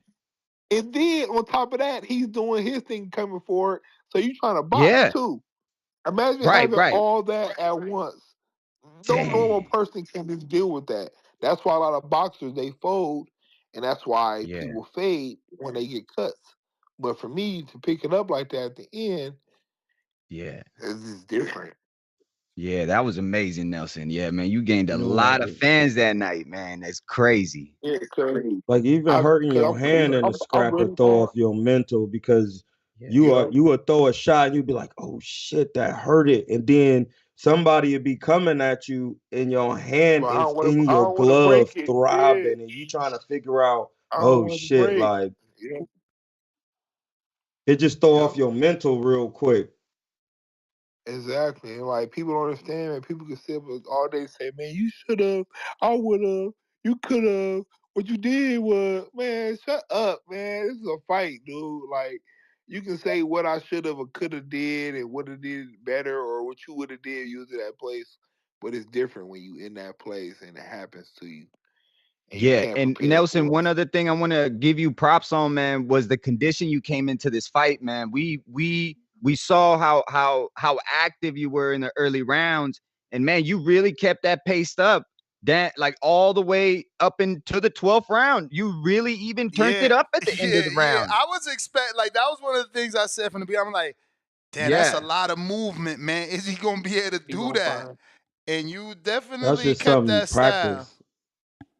yeah, like man, like I said, like I'm a throwback fighter. If they still did 15-round fights, I'd be ready for it. Cause like Damn. how I do, like I said, my experience in military and stuff, man, your body will go as far as you want to take it. People usually fade because they're mental. Your body will, man. Our bodies are equipped in such ways that we don't even know sometimes, and our body only use like 20% of it. Like, you know what I mean? Our mind's only pushing like 20% of what our body can handle. Our bodies are equipped to go so much farther, man. I learned that, like I said, being in the military, all the things I've been through and seen, where I'm like, Well man, said. ain't no way Well said. this person gonna take me to the deep end. And I can't stay afloat. Well, That's champ, amazing. That's amazing. want to thank you obviously for jumping on. We're gonna get to some of these callers and see what they thought about this Yeah. weekend's fights. But let everybody know where they can find you on social media. Once again, appreciate you jumping on and letting us know how Hey, the I fight went appreciate for you you. guys for having me. Yeah, I appreciate you guys for having me, man. It was fun talking to y'all. I hope, man, people, support us boxers and understand that it's not an easy road, doing what we do to entertain them. But you can follow me on Instagram, Stephen Nelson Boxing. On Twitter, So Cold Nelson. I got a Facebook fan page, Stephen So Cold Nelson. But yeah, man, it's support, man. It's understand, man, because all the little trolling people be doing, man, that should be annoying. But they gotta understand, man, we laying our life on the line just to entertain people. Man, I hope nobody's trolling. Your performance doesn't merit any trolling. You just came up short, man. You gave it your all, and like my co-host 702 said, you turned it up in the back end of the fight where people usually Yeah. gas. Right. Yeah, but it's always those people, man, that sit at home and their whole job is just to troll, but you ignore those type of people. But from the general boxing fans, they show me love, man. I keep hearing the same four words: warrior, dog, inspire, and beast, man. I just keep on hearing everybody saying the same thing. So, you know, it's good that they give me, what I asked for. I wanted to, show the world who I am.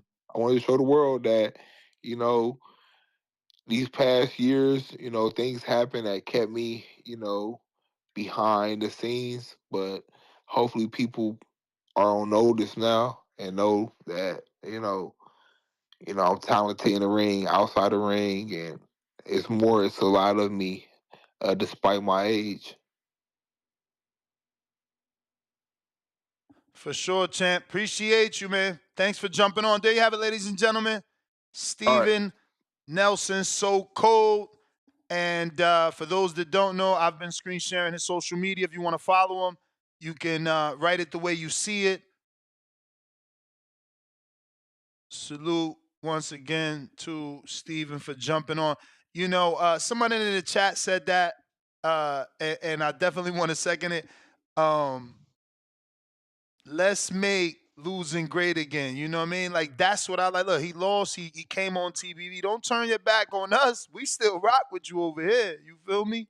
So salute to him, man. Appreciate him. Let me catch up to these super Steve be in chats. good spirits. Let me catch up on these super chats. And if you guys want to call in, the phone lines are now open. We got a fat $20 super chat from my man Jerome Barber. Where you been at, champ? He said, been out for a minute. What's good, with your boys? All right. Man, same old over here, champ. We just grinding and definitely loving boxing. Like I said, I literally was watching the Pro Box live and didn't go live because it started an hour early, man. Like, I had to watch my man Najee. I had to watch Villasant. I had to watch Jeremiah Milton. Damn. Milton wowing. Yo, Spawn with AJ. I mean, so many Spawn partners he been in there with, bro. I couldn't believe it, bro. Like, I don't even remember old boy name that looked like Suge Knight. But shout out to him, cause he could fight. And while he gassed out, he still was always had enough for each round. You seen him in the corner, always breathing heavy, but he still had enough for each round, man. Shout out to Suge Knight. I think his name was like something Wright. which was even funny because he looked like Suge Knight, right? But Villasant also, he looks so strong, man, so strong. Really like his inside work, how he was leaning over, trying to find openings, and then boop, boop, two-piece, put his man out. And even Najee, man, Najee, I didn't really see any flaws, man. Shout out to Mark Farrat. I'm probably butchering your last name, Mark, but it's all love. And he definitely shot. He's polishing them. Paulie says something on a telecast, and he might be right. I guess that should be a topic of conversation. Is Najee the best prospect at 175? Prospect, keyword being prospect. Even though beating Lelin Castillo should make you a contender, Paulie's statement was Pro Box might have the best prospect at 175 in Najee Lopez. And if we going off prospect, man, I don't know who is above him if we keeping him at a prospect category, right? I don't know who at 175. Casual question. What about the Dominican at 175? Iglesias? Let's see. Is he Dominican? Let's see. I'm going down the line here. Let me screen share so that you can see as well. We are on BoxRec, 175-pound in order. And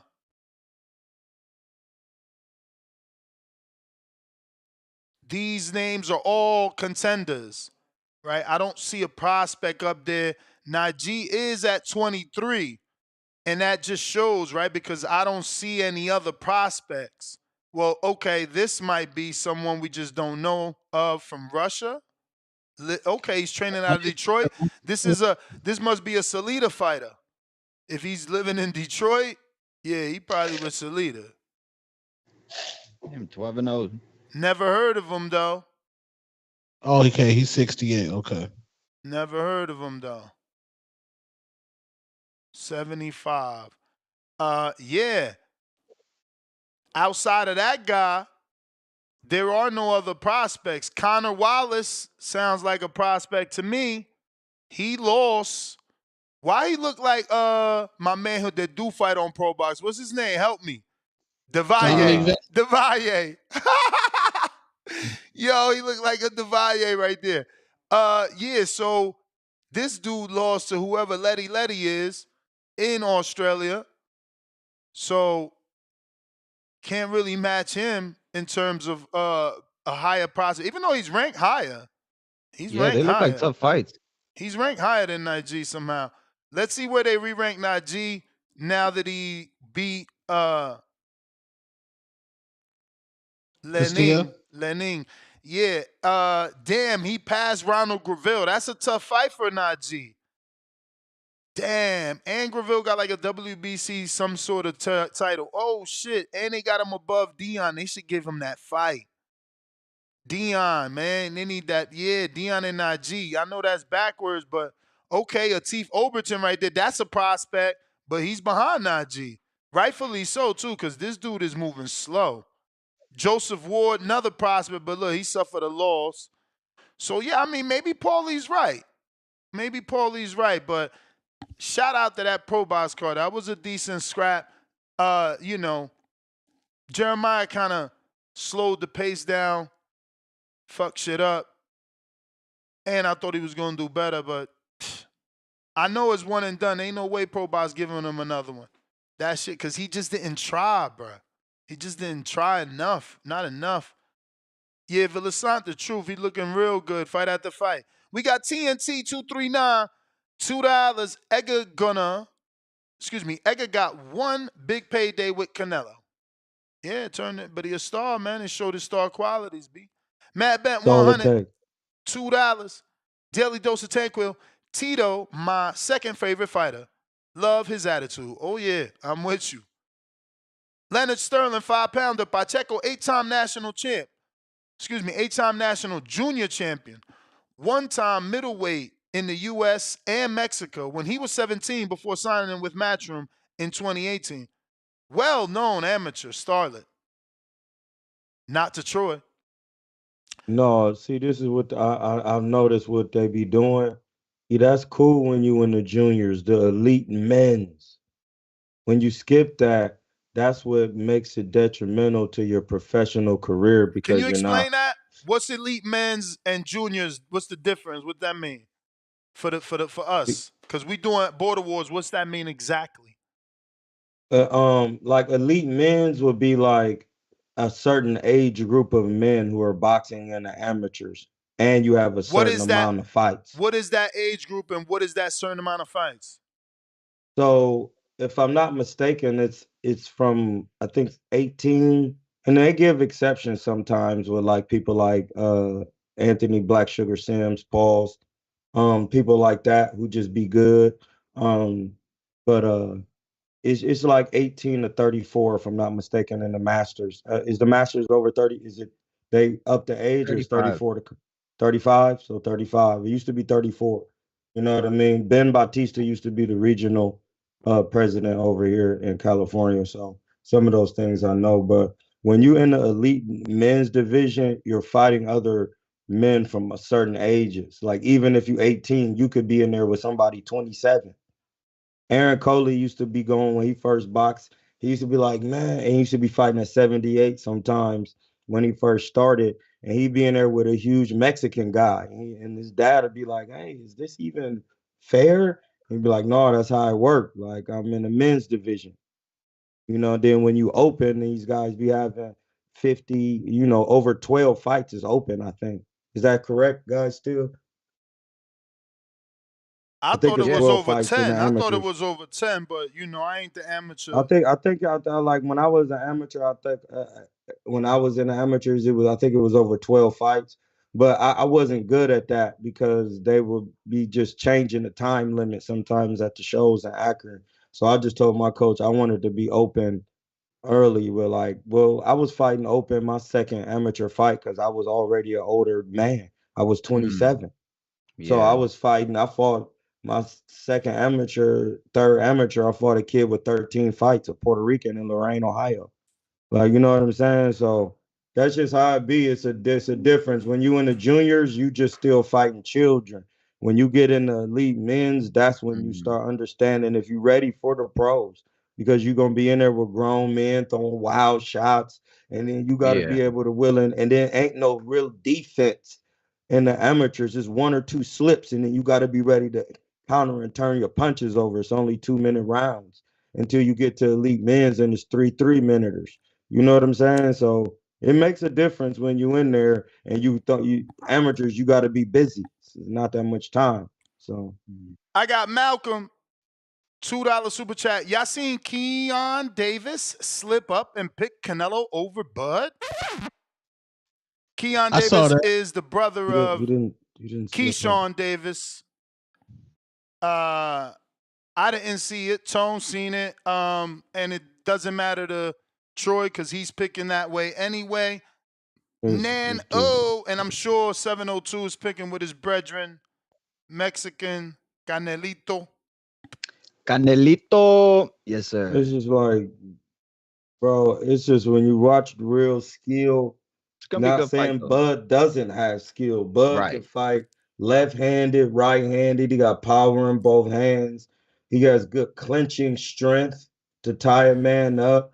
He knows the tricks of the trade, how to hit the hips. He know how to flick jabs. What I haven't seen yet, and he has been hanging with Floyd, is he's to beat Canelo, you must learn how to fight behind the shoulder. That's just what it is. Or you must just be physically bigger like Bivol, because he's not a 75 pounder. That's when weight classes be mattering. But if you 68 and smaller, it's gonna be hard because with Canelo, it don't matter if you left or right handed. Can you stop him from coming forward and punching you anywhere? And can you hit him? You're not gonna be able to hit him, and he's guaranteed to hit you.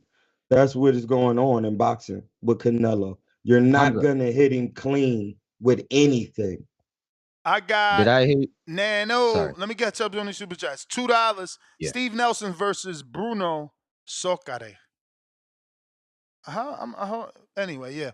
I don't mind that fight, but Bruno probably gonna give Jaime a rematch because Jaime, brings him to payday. Jimi Hendrix, $2.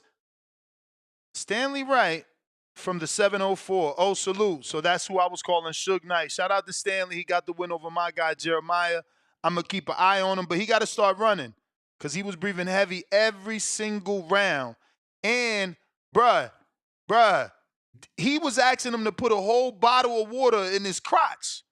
Like they was pulling the jock strap back. I mean the I said jock strap, wrong sport. They was pulling the cup back and the waist protector back and pouring whole bottles of water in my. I'm like, yo. That's crazy. That was They sensational. do that, but not the whole water. You know what I'm saying? Yo, that shit was wild, bruh. It's crazy. But what he type got of trunks the did he win. have on? You got to be careful with that. You can Nah, make the he had the trunks heavy. tights with the like Tevin Farmer, where it's like tights, but then it's got the open flares everywhere. Oh yeah, so when you do that, you just put ice down there. Yeah, just drop a cup ice. Yeah, I don't know. All I'm saying to myself is how they doing that and there's no water in the corner. You know how normally when you're throwing that much water, you got to wipe the corner down on the apron. Bro, there was no imagine water. he's fighting. He got water drenching down his. No water spots, bro. That shit was crazy, man. We going out to the phone lines. Discord is available. X Space is also available. If you want to call in, now is the time. We got Al in the Bay. What do you say?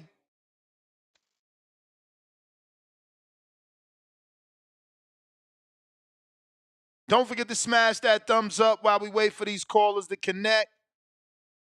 Yo, what's up? Straight from the Bay Area. You know it is. True Bay Boy here. Man. Yeah, man. I'm gonna have to get that crow from my man Nelson, man. You too. Yeah, man. I thought he could pull it off. Man.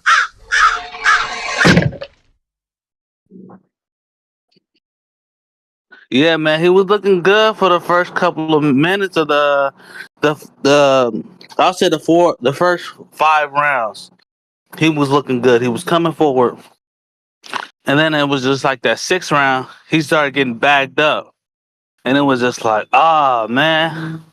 And I was saying the same thing Troy was saying, man. He got to stay forward, man. As a shorter fighter, you got to push the fight. And, man, as a shorter fighter, you need to learn how to cut off a ring. I think that's the biggest thing that as a shorter fighter can do is cut off a ring on somebody and get in that pocket. You know, you get in that pocket, you feel me, you're going straight to work. You know, with somebody who got long arms, you know, it's gonna be hard for them to try to get in some of that work when you're in that pocket. So if you get him in that corner and get in that pocket, man, he could have dominated the fight. Yeah, man. I still think it was a good fight. You know, I still want to see it. It seems like, you know, he can be with the top dogs, man. He can fight with the top dogs. He didn't get destroyed. He can fight with the top dogs, and I want to see him back again against a top dog. You feel me? I don't want to see him shy away and be like, "Nah, I want to fight some of these bums again." Get back in there with top dog, bro, and go at it. That's my call. Starting to really like that McCumbee Nelson fight. One thing I learned too from boxing is different from the amateurs and the pros, but it can transfer over to the pros, especially when you're in there with somebody who tall like Pacheco. When you get on the inside, this is for the guys in the border wars. Don't be trying to pick no body shot. You don't have enough experience to be sliding over, getting behind the jaw and really stuffing. No, rip what's ever down there. Toughest to execute, huh? Hamza, is a body shot to get in there comfortably and not Yeah, get like, hit, right? and I'm really just trying to explain that because like when you in the pros, is people be moving kind of different because they don't want to get hit. So like you got to know how to really sneak the body shots in there, and they be sweating, so that it be sliding. When you come up in the amateurs, my coach Mike Johnson in Blackburn Boxing in Columbus. You like get soon as you get in there, you don't rape. not You your just start ripping. It don't matter if they covering up. You rip the arms, bro. You just start ripping them to the guts, backing them up, coming up under. You know, that's what Steve, you know, you don't eat with guys that tall. You can't be trying to pick the shots. You just rip whatever's down there. Real Canelo quick, does that, right? real quick. Daniel Vega with the $5. He said, "What did you guys think of the Dalton Smith I guess, oh no, he says per, or maybe he wants versus Mercado in the Saturday, and could he be a potential big fight for Mercado?" I think Dalton, is he with Frank or is he with Matchroom? But I guess he could be an opponent for Mercado. I want bigger than that for him. You know, we don't really want no UK name at this point. We looking for, like he said, Hitchens, Shakur, Andy Cruz, big names on his side of the street. That Shakur fight for Mercado would definitely be one of the biggest. I mean, I'm talking about that's going to be his star moment right there, and we all know that.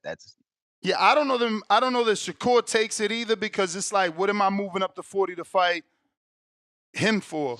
But if the money is there from Alashik or Matchroom, hopefully.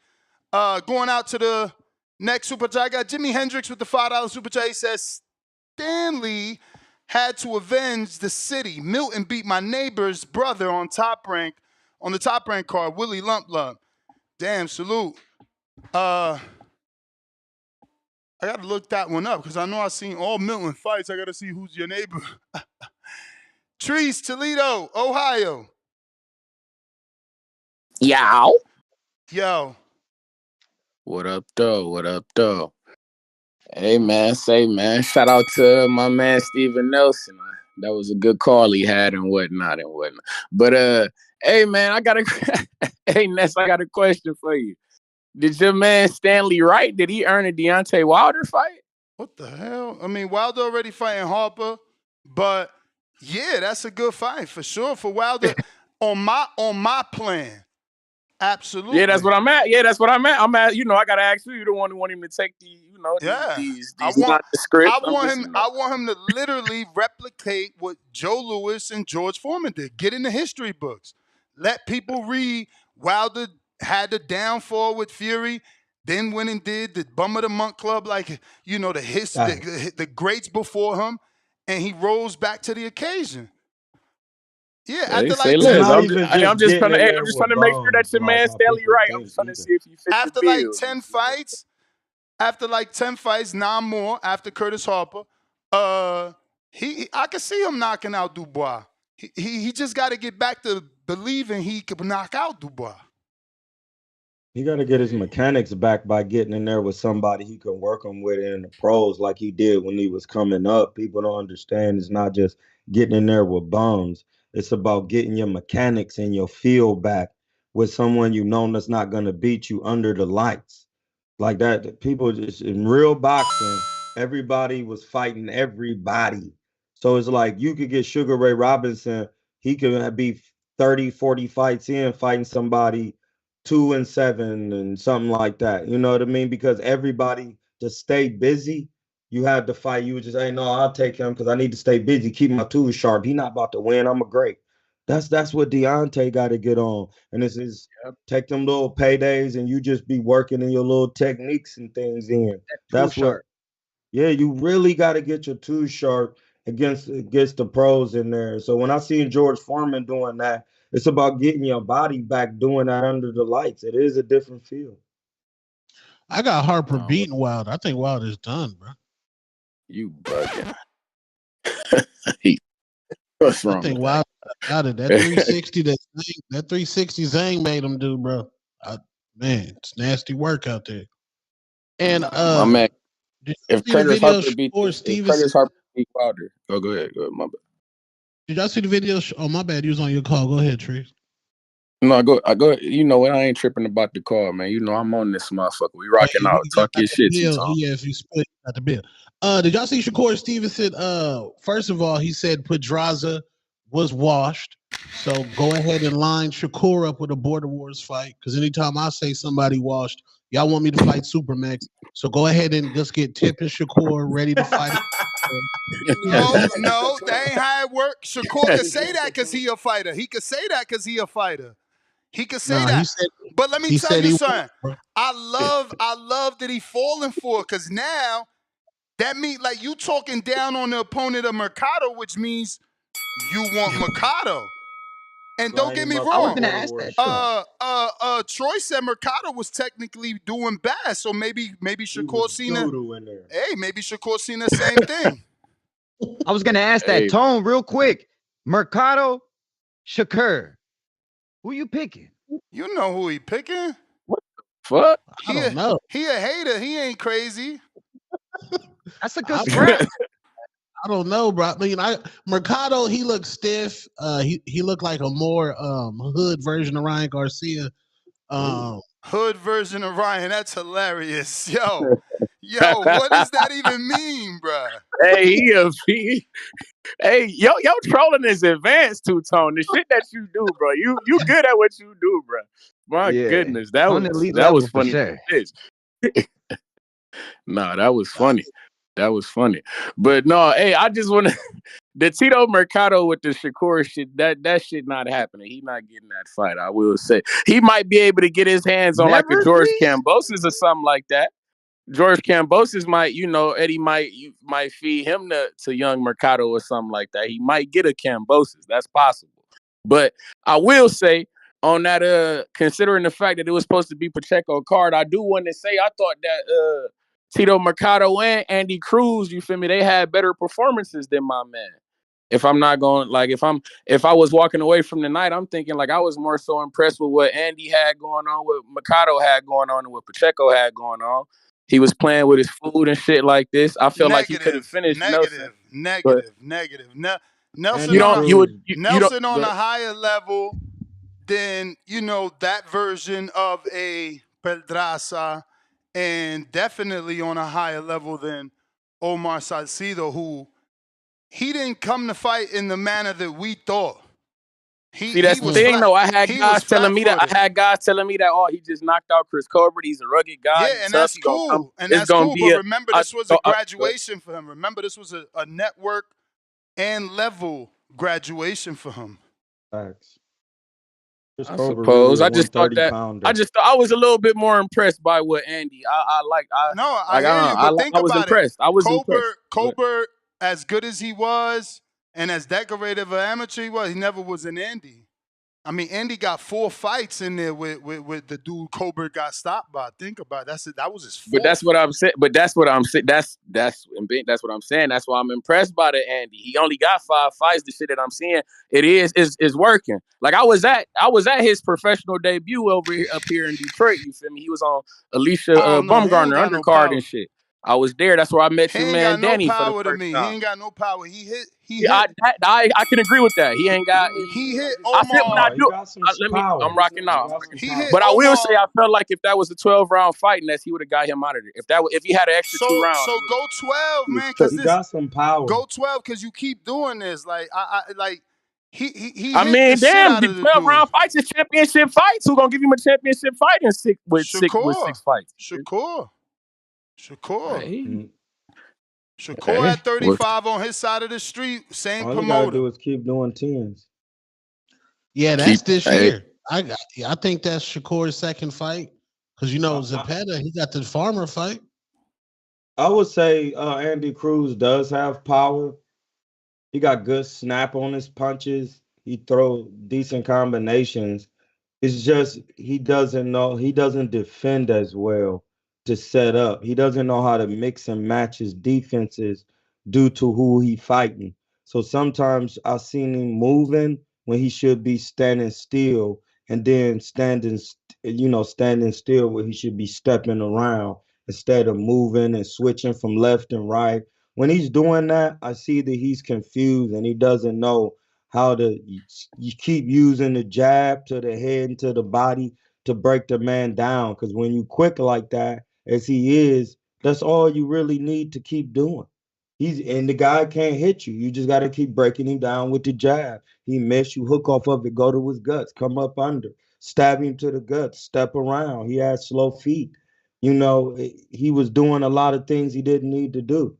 So yeah, he does need more reps, but he got the power. I got I Matt like Bent. I Oh shit. seen though, but what I do on this, I know Troy, I know you I know you're not the biggest fan of Bozy and whatnot. Do you think that Bozy is teaching the wrong things? Before you get into that though, I just want to say before you dissect that, I just want to say, let me get your man Darius Fulgham. That's Darius Fulgham, DFG over there with Golden Boy and whatnot. I would like to see him in the mix with maybe one of these Steven Nelson type of guys. You feel me? I like this. I think he due for a step up fight. That's a good Darius fight. Fulgham. That's a good Yeah, he fight for needs. Darius. Yeah, I like to see him out here with something like that. But shout out TBV, shout out Toledo, Ohio, man. Y'all know what's going on. Y'all be cool. Salute. Matt Bent, $100, $2. Andy is a master boxer. Tank the greatest. Flex emoji. We got Huang in Houston. He's not a master boxer. A master boxer is Roberto Duran. What up? Man, shout out to the panel. Look, I want to say this, man. It's like on the cool with the Nelson Pacheco fight, I got no criticisms. It's exactly like I said it was gonna be. Pacheco gonna win, and Nelson gonna come over there and bring a great fight. And if anything, I feel like there's not overperforming. How should I say? There's more praise and criticism I can give to these guys because for one, man, Nelson was boxing beautifully at the beginning, right?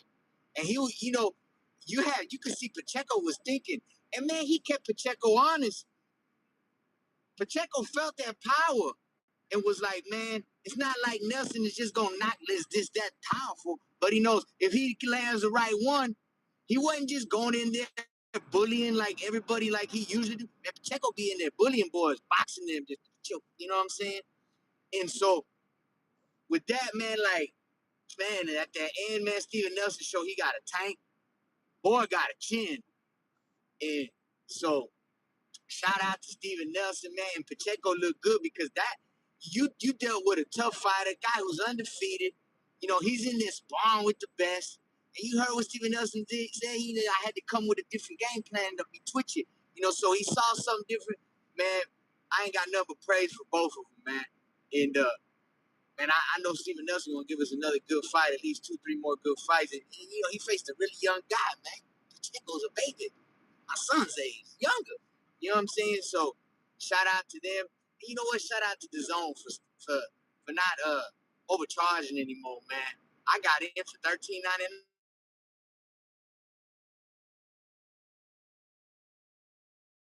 He lost you, champ. Yeah, he got a phone call. You back? Now I'm right here. You hear me? Yeah. Okay. You got in for $13.99 is where we dropped you. Yeah, man. So, man, shout out to the zone for being fair. You know what I'm saying? I'm tired of stealing because, I like stealing. It's just that, my TPB veteran, they made me feel like shit every time. So, anyway, and you know what? Man, Andy looked good, man. I be criticizing Andy, but Andy looked good. And really, man, Tito's the future, man. Tito remind me of a 2019 Teofimo Lopez. That's how I look at Tito right now. He a 2019 Teofimo. Man, I'm excited about Tito Mercado career, man. But yeah, Andy, man, I gotta give him his props. I shit on him all the time, man. Andy Cruz look good. And you know what? Real quick before I go out,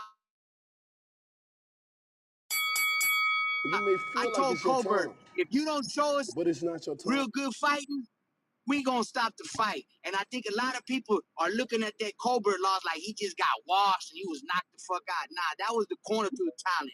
My bad for going over. TBV, like and subscribe. Enjoy your morning. You the man, champ. Demo, what up? Demo, what up? D-Mo. I got Leonard Sterling with the 5-pounder. Dalton Smith next for the WBC title. We'll move to number 1 after Puello versus Martin fight. Andy Cruz, IBF route, move up after Abdulayev Murataya fight for interim.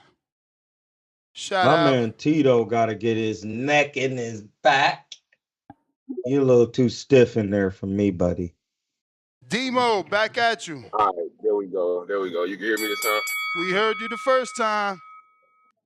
I couldn't hear you. I had to close the app out. But yeah, I was calling in because I sent in some cash apps. I haven't heard them come across yet.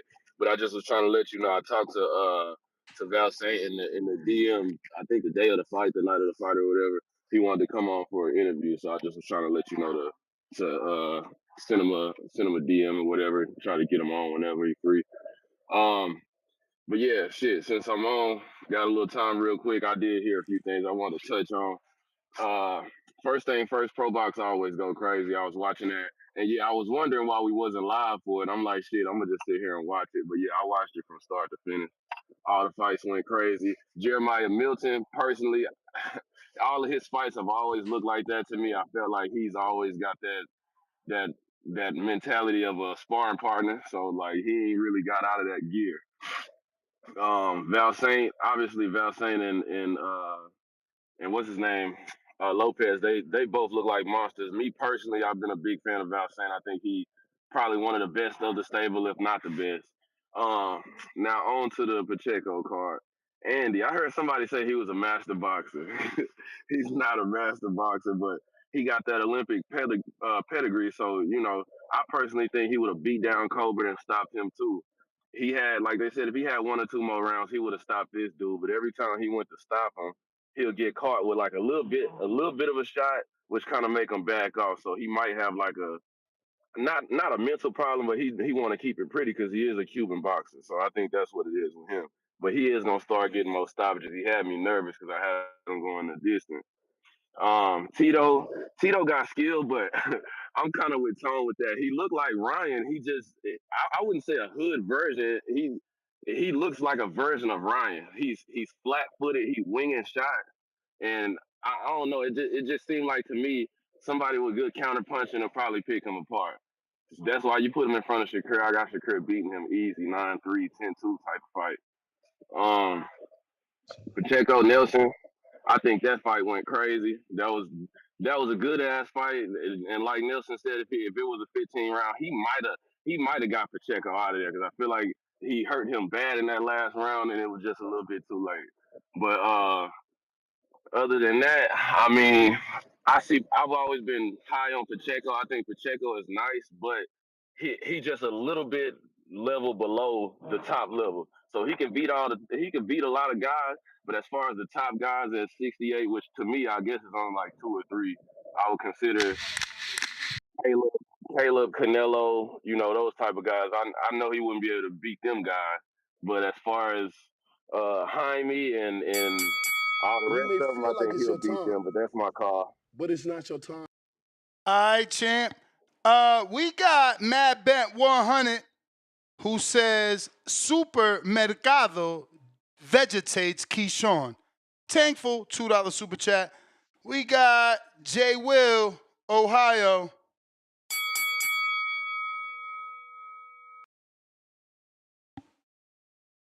Yo, my audio good? Yo, can you hear me? Yeah. Credit to Steven Nelson for getting on the show immediately after a loss, man. A lot of fighters are too sensitive to do that. I kind of noticed that it seems like the fighters that kind of pick up fighting later on in life, they're not as sensitive as the boxers that been boxing their whole life as far as being, people picking against them or whatnot. Shout out to Steven for, being on the show. He gave a good showing for himself, I say. On an Andy Cruz, I think the thing with Andy Cruz that I don't like is his punching power it's decent, but it's nothing to write home about. I don't like the way he reacts to taking certain shots. I think that's my biggest thing with Andy Cruz. I don't think he has like a fighter's chin. He has like a boxer's chin. You know what I'm saying? If that makes any sense to the panel. But yeah, with Andy Cruz, I just think the way he reacts to getting hit by certain shots is just it's not the best. I think if it comes up to a situation where he gets to really fight, where he can't box the whole night, where he really has to sit down and, bite down on his mouthpiece and show some grit, I think that's where he may be kind of lacking in that department. But yeah, other than that, Andy Cruz is a pretty good boxer. But yeah, Troy, since I got you, since you're on the show, man, you said something that stuck with me about the Bud Canelo fight, and it made a lot of sense. And I've been watching film, Canelo versus Plant, Canelo versus some movers and stuff. And the thing you said, I do see a lot when I go back and watch the film. How does Bud keep him out of like check hook range? And for the life of me now I don't see how Bud keeps him out of that range, and that presence of Canelo is something. And if you can give a counter argument, I know you're picking Canelo, but how does Bud, if Bud can, how does Bud keep Canelo out of that check hook range, and how does he offset Canelo's presence being in front of him the whole fight? And, if there's a way Bud can do it, how does Bud do it? And J-Mac, if you're listening, please call in and give your boxing breakdown. How does Bud keep Canelo out of that check hook range? But yeah, that's my call. Turn. You're going to have to turn out of it. All right. No, he could turn Catching all up he real want. quick That shit. before you Canelo answer gonna that. be right in front of him. Before you answer that, we got Baby Joker that says Junto gonna get effed up February 24th by El General. Go ahead, Troy. How do you stay away from that left hook? You don't And stay that away pressure. from the left hook. You take And it that away pressure. from him by being behind the shoulder. Because when you fight behind the shoulder, you're at an angle to where when they throw the left hook, you will automatically catch him. That's why you gotta master Floyd's behind the shoulder defense, the shell. Because if you any type of square, he's gonna hit you. You could turn him, you could do all of that. You have to neutralize the hook. What Floyd did was just neutralize the punches by being able to stay in the pocket. I say the right reason why here. I say turn away from it, man, because you don't want, you really, all right, any other fighter you catch, right? You catch. But Canelo, he wants you to catch those. Like, he don't mind if you catch those because that's his goal. No, he minds because if Canelo can't hit you And I and do you can hit him not in think between them shots like Floyd was you heard doing. Bivol. You heard Bivol. Bivol had a hard time. I'm not talking taking about Canelo Bivol shots. because this is I not a couldn't see 75-pounder. Crawford taking his shots all night, Hamza. That's what he would hey, have to bro, turn. listen. Was Floyd in the pocket with Cousin? No. Yes, he was.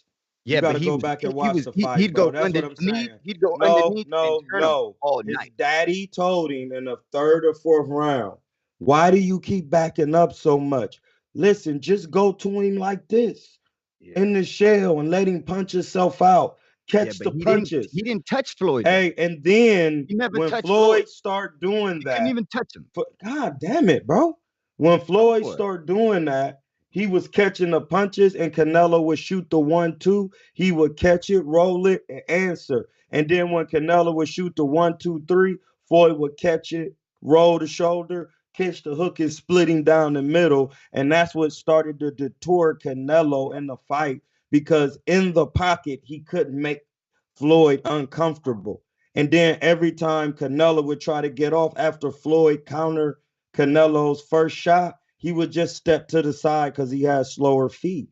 And if Bud can't do that, he has to have an 18 of a cumulative of inside work. You just moving with Canelo, not going to get shit. You got to be able to stand there and catch and roll and give something back to get the respect. You got to touch the man's chin accurate. If you're not doing that, going backwards, trying to turn him, like everybody try that shit. That don't work no more, bro. What I will say is that the game plan is laid out already. Floyd already laid out the game plan to beat Canelo. If Crawford can beat Floyd Mayweather that night, that's the only chance he's gonna have, and it's not gonna be taking any shots. You don't take shots when you're behind the shoulder. You just catch them. I'm just trying. I keep saying it, but that's the difference. Yeah, but what when you don't behind the want to shoulder, understand, what he's you gotta telling be you able is to catch the shot and neutralize it and smother it. when you You do ain't that, catching Canelo's the shot, bro. guy, Like listen, you ain't bro, when you catching it smother the shot, you take the power off of it by stepping in. You by don't turning. even land it By like you turning. landed. But no, not by turning. By All right, being so when behind the shoulder, Canelo gets hit because by a shot, what do you Canelo do? is He a turn his squared face, up right? fighter. All Canelo right, is we more gotta move square. on. We That's gotta why, move on. yeah, We gotta please, move on. We because gotta this move nigga don't know on. what the fuck he talking. I mean, that's just you. You don't like to converse with people. No, it's just Again, the you see, fight. you I'm cutting me just off. You going off cutting of me what was off. You seen. cutting me off. You see what I'm saying? You don't like to converse with people. Just because we don't believe that It's not what you believe. You can Lord watch have the shit on mercy, tape, my my nigga. man, shut the fuck up. Stop being disrespectful day after day. Like, what is your problem? I was talking and the nigga was cutting me off. My man, y'all Champ, I talked let you get enough. that whole Y'all thing off. talked enough, man. What I'm trying to say is, just because 702 believes that Bud should not catch the shots where you believe he should, bro, there's a lot of people that don't think he should let that man punch on him and let it land anywhere. We seen what happened to Callum Smith. Moving on, Tyron, what up? Dude think he know it all. It's fucking nasty, yo. Shut the fuck up. Tyron.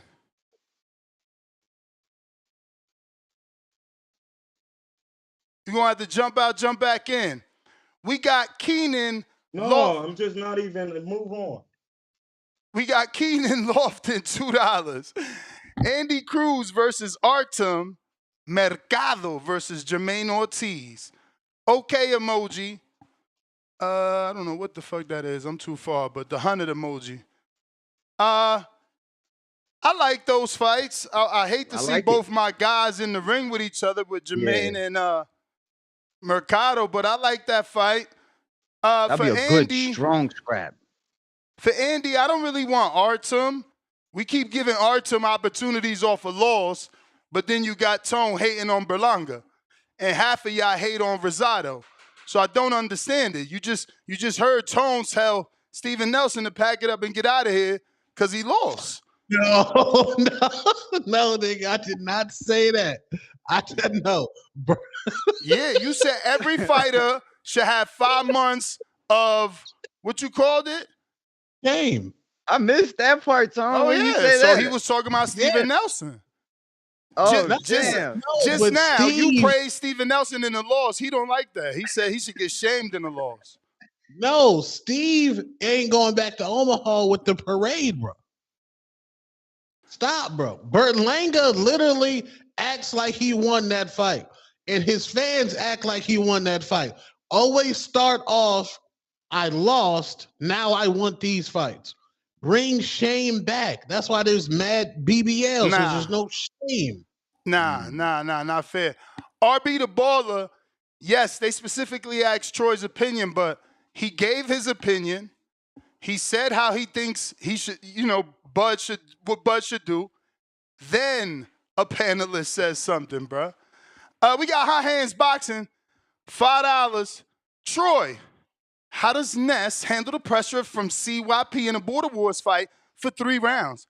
Breakdown, please.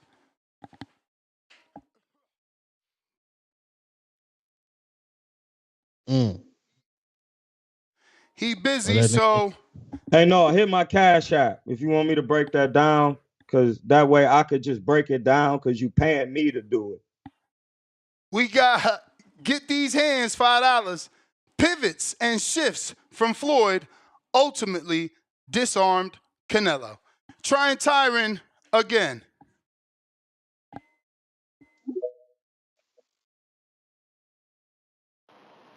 Yo, what's good, Ness?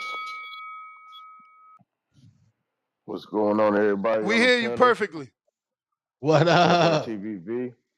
Hope everyone great. What's good, Two-Tone, Troy, everybody on the panel.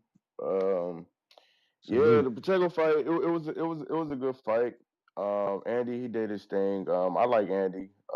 He's still progressing. You know what I'm saying, and is still learning. It was funny after the fight. I saw a little clip when he got out the ring.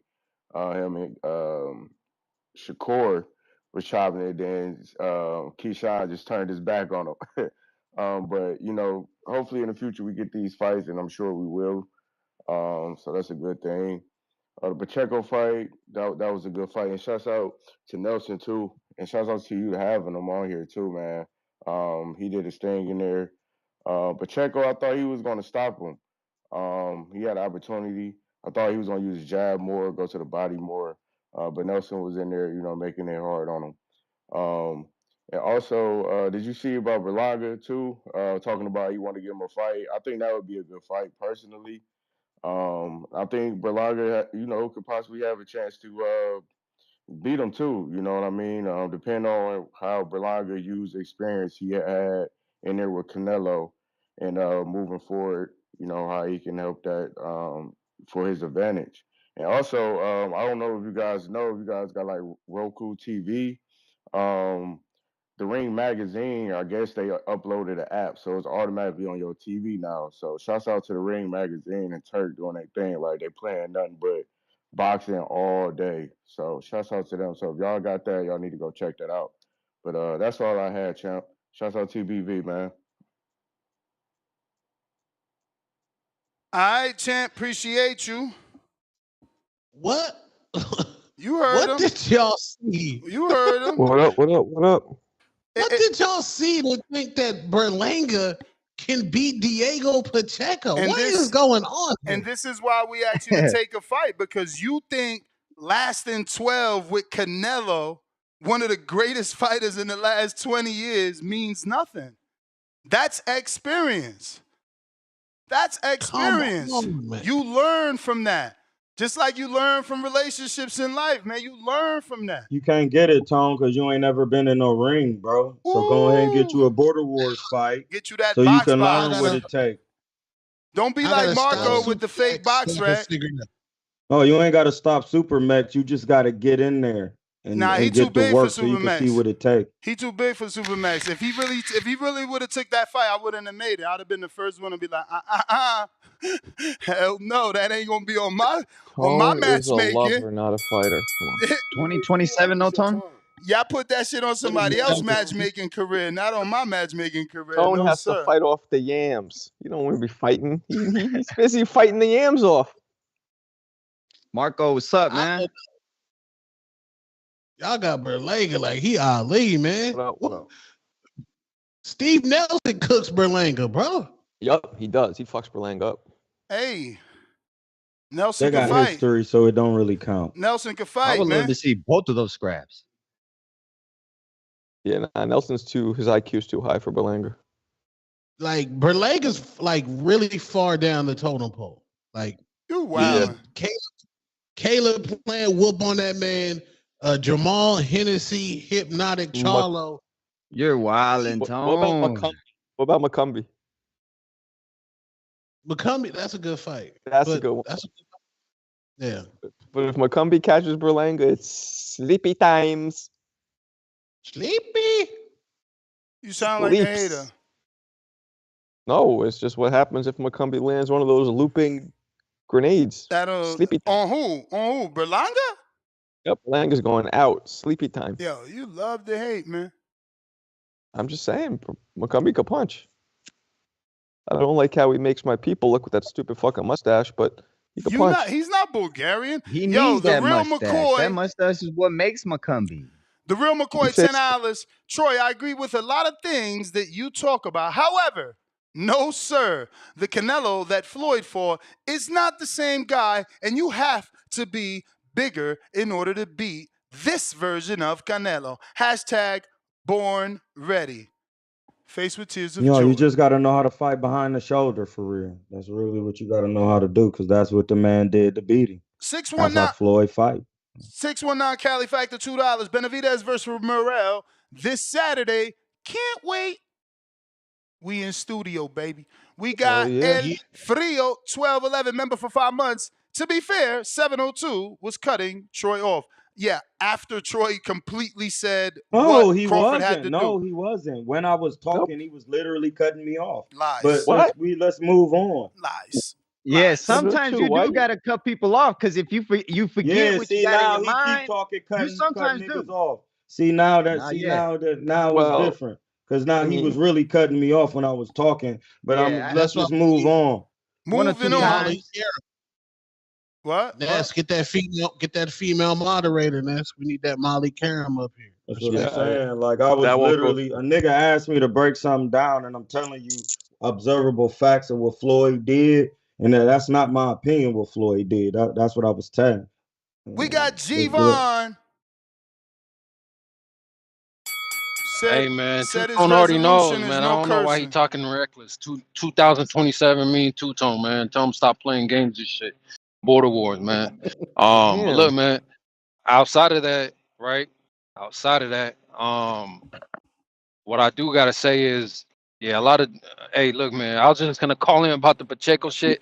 But yeah, I mean, a lot of this shit I'm hearing in the meantime is crazy shit. I don't know how people think Berlanga is really trash. Like, Two-Tone, you tripping, man. You need to I'm let literally some of showing your him he's biases punching. go. Because at the end of the day, I played that shit back the other day randomly. I played back Canelo.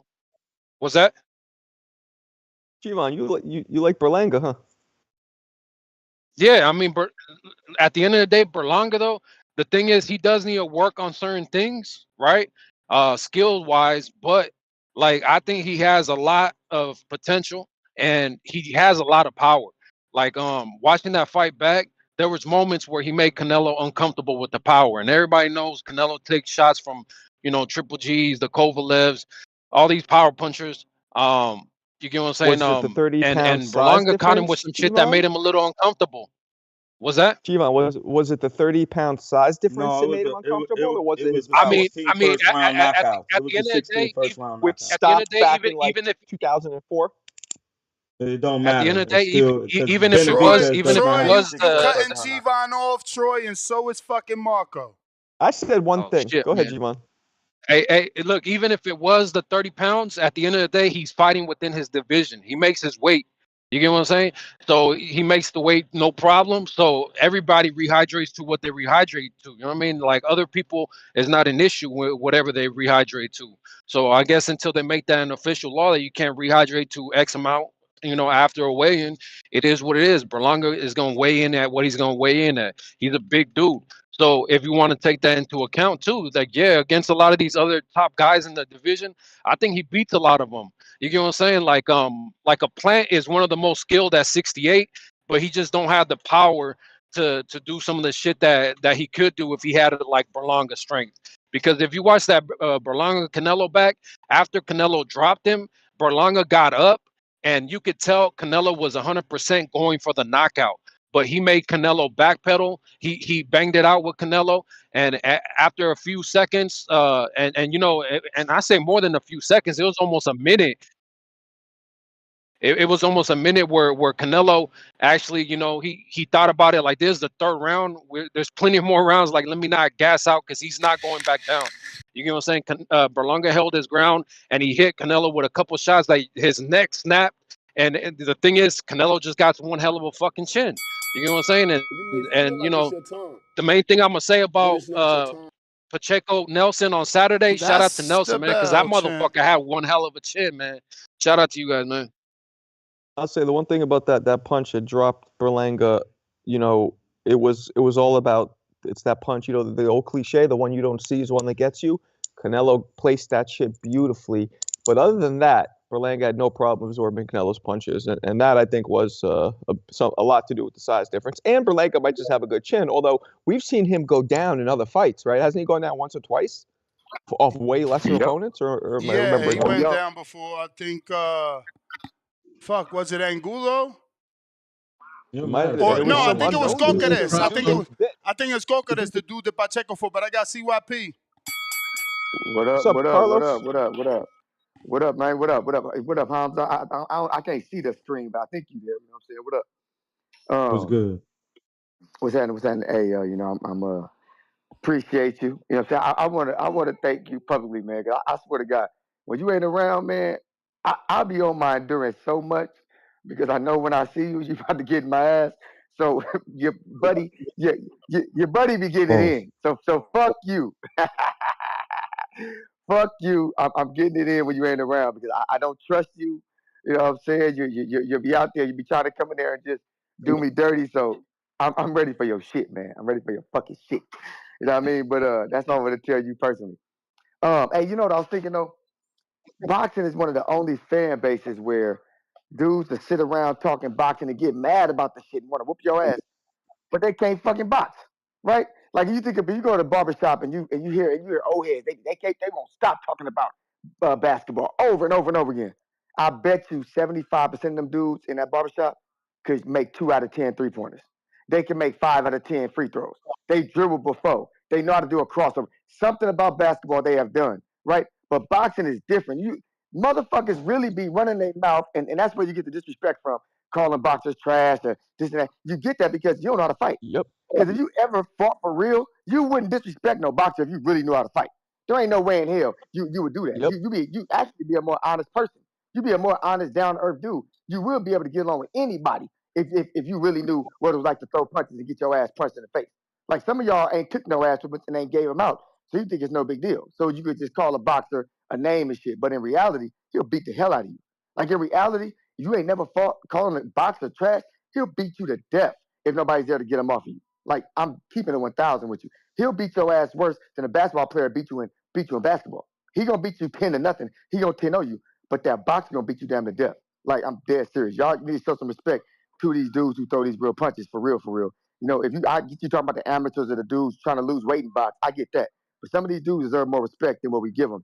Straight like that. I ain't even call in to say more than that, and y'all gonna get mad at me because I don't. You know what I'm saying? You know how y'all do. I let y'all do the topic talking. You know what I'm saying? I do the betting and making the money on the shit. Go ahead, man. What's up, Mark? Oh. I was going to ask you, has your recent training now, is that giving you a whole new outlook and respect for boxers? Fuck yeah. It's definitely what it is. You know what I'm saying? It's like some of y'all can hear it in my voice, the way I'm talking, the way I'm looking at things. Like I understand how important it is to get up in there and do shit the right way, right? Because I come from a street fighting background where there ain't no rules. It's rules in this motherfucker. You got to be careful. You got to throw them right, and you have to be precise with what you do.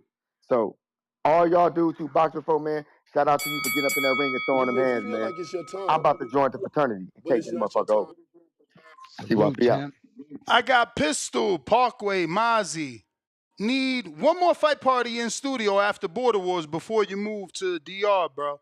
I gotta make it out there to check the gang. 100 emoji. Yeah, I'm in the DR. we ain't going to DR just yet. We just DR. You know. Get to the DR so I can have somewhere Dennis to isn't be. allowed back, man. He beat up all the children. Nah, man. Cops looking for him. They actually looking for me to. They're actually looking for me to continue to install discipline in them little badasses. He said, "Fuck you! You can't tell me where to fly my kite." Yo, bro, and he came back. I'm telling you, it's crazy. That's funny. He didn't give a shit. Nah, my So mom yoked him. He wasn't trying to steal. He a little badass. I'm telling you, my mom yoked him up. Like, didn't we tell you don't come back around here? So he was he was like, no. So as soon as she let him go, he was like, man, I could go anywhere I want. I'm a little badass. Hey, but that's craziness how you say that, because like places like that, they do, like, it's like a community that raises the kids, you know? Yeah. Like that. Nah, I mean, the first time we locked his little ass up in the gate and made his father come get his ass. But the question is, was he actually trying to steal, or was he just flying his kite? Bro, I don't give 2 fucks. It don't matter, Marco. You on the wrong property. You on the wrong property, and it's not being bad. He's flying a kite. Bro, first of all, bro, you don't go up on that's 3 somebody's stories up. That's 3 stories up, and he climbed it like he's Spider-Man. You talking about flying a kite? What if he fall? I'm thinking they got fire escapes like where I grew up, but they don't. That wasn't no motherfucking fire escape. The little motherfucking badass cockroach fucking genetic DNA clomped the wall. And y'all seen it. It was like glass. And, you know, I showed y'all that shit. He ain't care. Them little badasses is bad. That's funny. That's good stuff. That's good stuff. I'm excited for Saturday, baby. Shut all these Morel fans. So what's up, Mr. Professional Boxer? What you think of Steven Nelson versus Pacheco? You smoked too much Hardin. I was right there calling the fight with you. Yeah, but now you got a time to go home.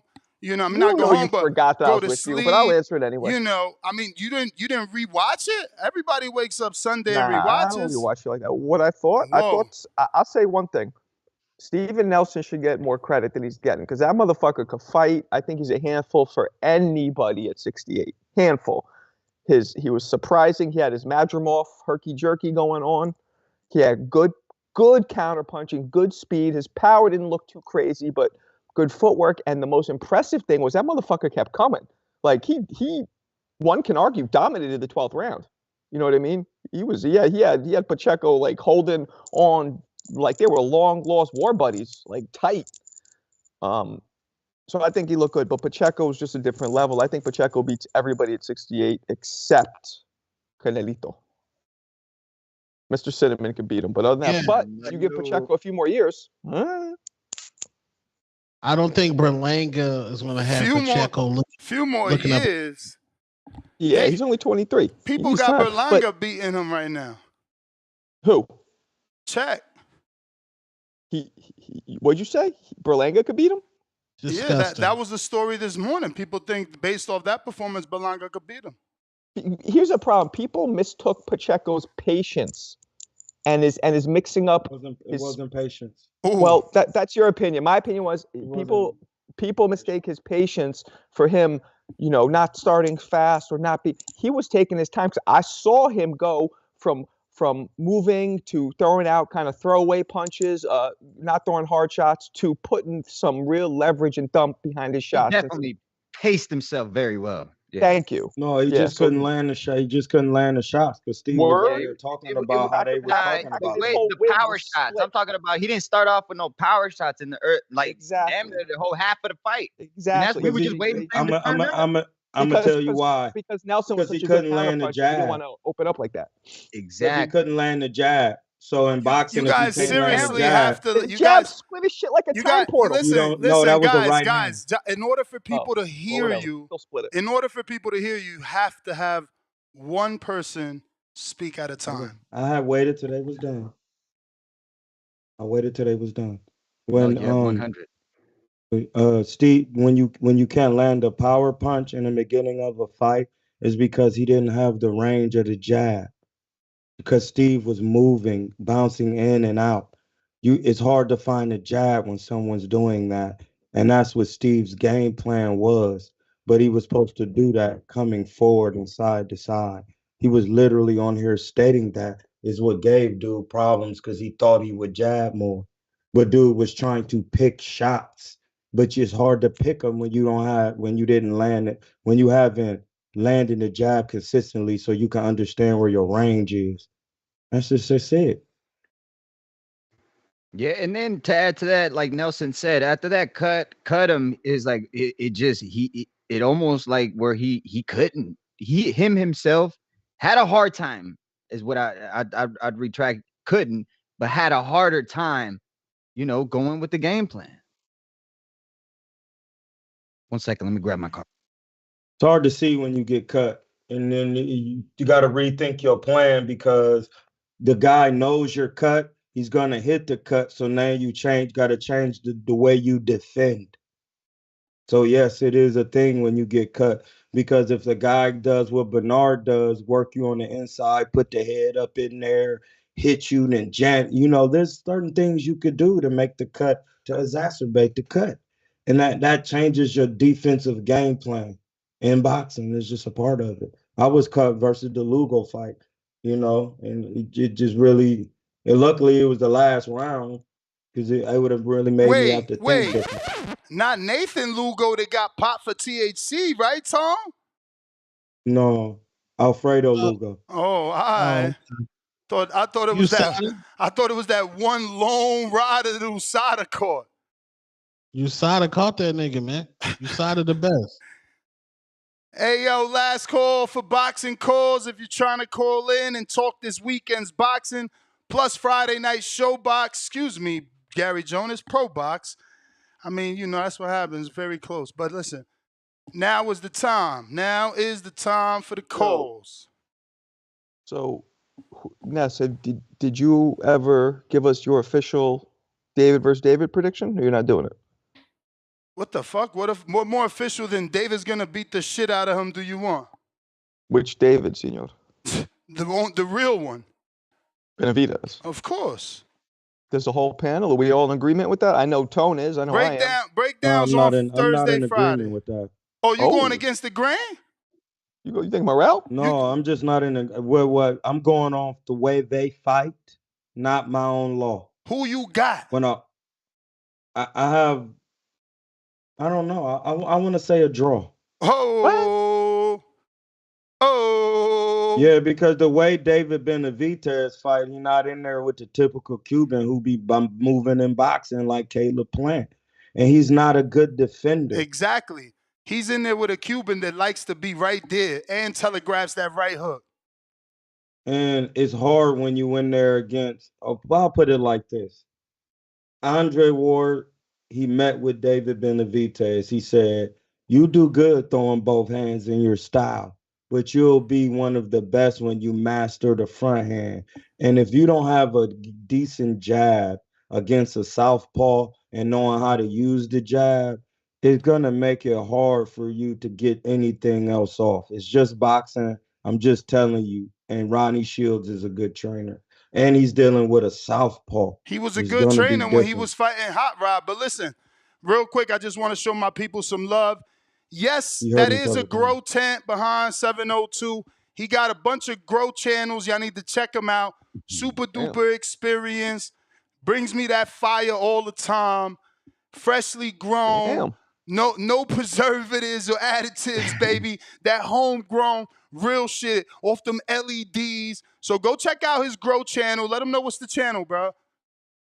702 Exotic. And I actually wear a mask in there, so y'all seeing some exclusive stuff because I don't show my face on that channel. So 702 Exotic. Oh, you be cultivating the cannabis? Oh man, I've been cultivating cannabis for well over 15 years, as long as I've been boxing. Hey. I mean, he in a legal but it's state. all legal though. It's all legal. I love you, brother. 702, man. You're allowed to, you know. 702 No, I know. They is used Las to have Vegas. zero tolerance, but yeah, they with it and we now. did it. Hey. We did it back then too, you know. Yeah, I know. So 702. Who's your Grand prediction? Rising. Grand Rising. Now we got Spider Rico. Yeah. Rico. Let me get mine. Let me get my round in, my 3 minutes. What's up, Rico? You don't call in, you a bitch. You don't call in, you a bitch. That's what CYP said. Tell him. Shout out to CYP. You know, I really look up to you guys. You're an entrepreneur. You know, one day I hope to have my own business. You know, doing Puerto Rico things. The only Puerto Rico knows. You know, I pray for we and me that Allah guide us to ways of peace and safety, the straight way, never to go astray. Shout out to Stone Cold. You know, growing up, that was my favorite wrestler. You know, Esteban and Steven. My father calls me Steven. So, you know, Steve Nelson, you know, you did inspire. And you did your thing with the strength that you had and the knowledge that you possess.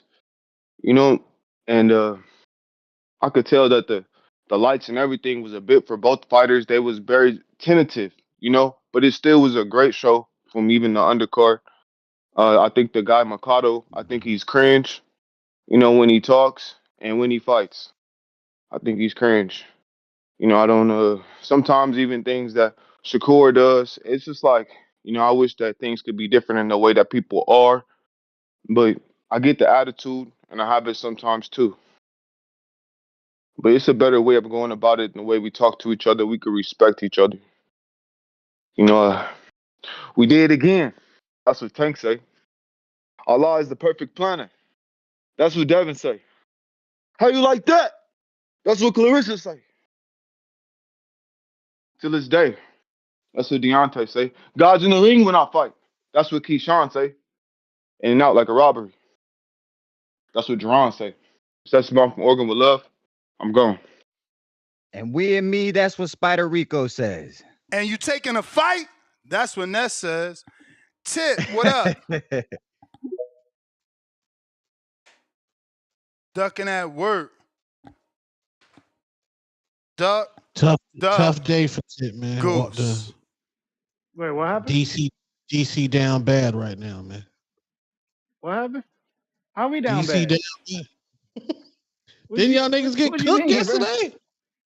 Bro, we made it to the NFC Championship after 30 years, bro. We holding our Oh, we heads celebrating high, losses now? Berlanga in the house. Hey, bro.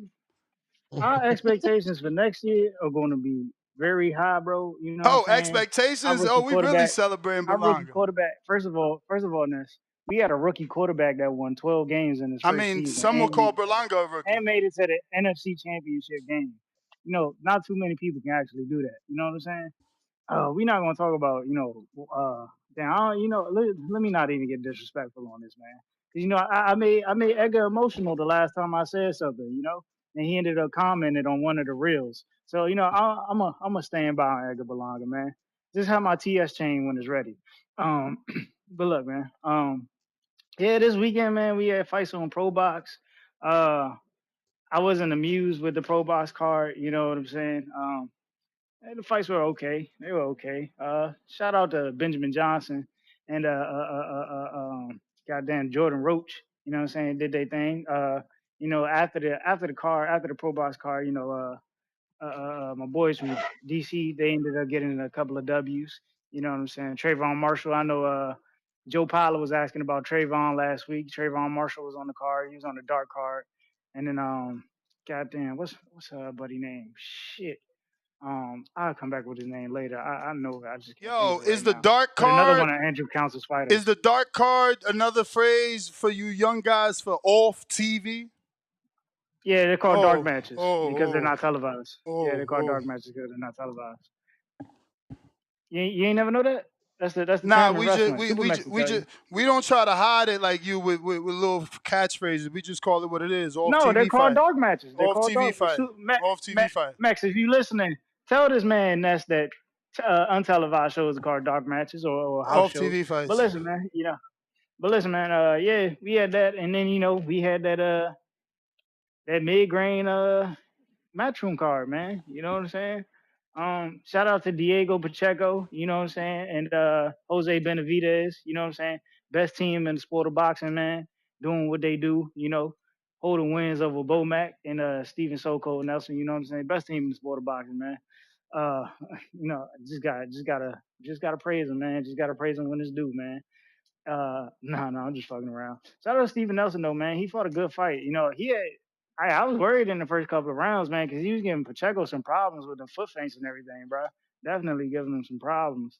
But yeah, I really want to talk about that dude at 140 pounds that's just beating up on old heads, and we think he's the next best thing at 140 pounds, man. It's like I told y'all, bro.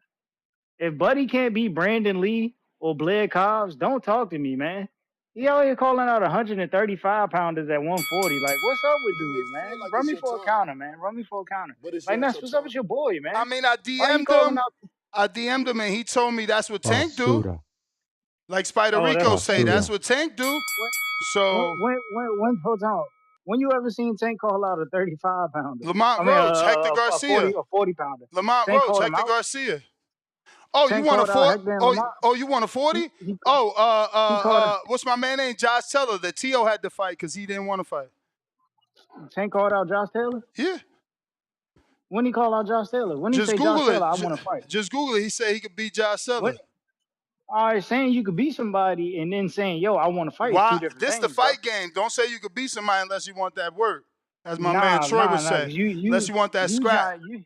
Nah. You trying to twist people's words, bro. You don't want that scrap. Stop talking about That's my not man. a call out, bro. Gotta That's not get a that call scrap. out. Tito talking about your mans because he want that scrap. Tito calling out 35 pounders, Top beating up dog. old head Top 30 dog. pounders, beating up old head 30 pounders. Shakur, top dog. We know just what wanted type of Devin. level. We just wanted Devin to fight Shakur. Now here you go hating. We know what type of level he on, bro. We know what type of level he on. We don't believe in Tito Trying to be Mercado, great. bro. Trying to fight a Respectfully, 3-time man. champ. That's the level. Whatever, He ain't like bro. Conor Fight Ben. Conor a Ben ain't three-time trying to champ that fight ain't no even move belts. up to 40. Come on, man. Dudes got to do better out here in these streets, man. Call out a Lipinets. Call out a Nah, we don't what's call the out other a dude? Lippin. Yes, we call out Olympians in Shakur. Hey, man, y'all dudes is funny. And then shout out to the Fortnite Warriors, man. You know what I'm saying? Dude, it's like Jahan Ingram said on Twitter, man. Dudes never keep the same energy in person, bro. You know what I'm saying? Now we giving fist bumps to niggas. Now we giving fist bumps to niggas who've been shitting on us. You know what I I'm saying? mean, we Like, ain't this is fist crazy. bump him. We turned our back on him and signed an autograph. Man, Well, I don't want to hear that, bro. He He smiled in that nigga face and gave him a What fist you want, a bump. street fight, Come man? on, We bro. a businessman. Nah, This a nigga, business, man. We want to had that face off, My confrontational man nigga. name That's why, is energy. bro. Keyshawn. His name Had that Keyshawn, a confrontational businessman. energy. You trying to have a fucking street fight? Man, he could have No, got in but I his would have face told him, I would have and walked all to him types of like, shit. hey, bro, what's all this shit? I'm your son, bro. Watch Yeah, your mouth in the yeah, What you public. mean? Andy yeah. can't understand Detroit. He speaks Spanish. He from Cuba. He We'll don't know get that you an shit. interpreter. It We could do don't that. even You matter. got, listen, I got an The energy iPhone. I would have spoken into the iPhone and been like, hey, listen to what my phone's saying. with the Google Hey, Translate, watch your right, Troy? With fucking the mouth, Google Translate. boxeo, corno de chivo. Man, this dude, that's wild, man. Like Andy would have recognized what the energy was when he seen Keyshawn do the fake crazy look he always do. You know what I'm saying? He would have known what time it was. Y'all know how Keyshawn, when he do interviews and everything, he just be looking at people all crazy with wide eyes. Yeah, bro. That's the time you do that. But it is what it is, man. It is what it is. Y'all know this weekend, man, roll out. Who you got? It's here. It's here, man. You I make it got feel like David. it's your I time, got David. but Which it's one? not your time. David, man. Just leave it at that. Oh, Oh, politician answer. but Okay. yeah, but the greatest fighter at 140 pounds returns this weekend. I'm gonna just leave it at that. Costa Zoo. Gary Antoine Russell. Those guys have rust and dust on them. They haven't fought in so long. How can you beat Gervonta Tank Davis and you giving fist bumps to Andy Cruz? That's not the mentality to beat Tank, bro. You think Andy Cruz has what it takes to beat these 140s? I'm watching the fight right now, Marco. Andy Cruz decided to really box in there. He looked like he came out of a scrap because he was in a scrap, and he's in there exchanging in the pocket.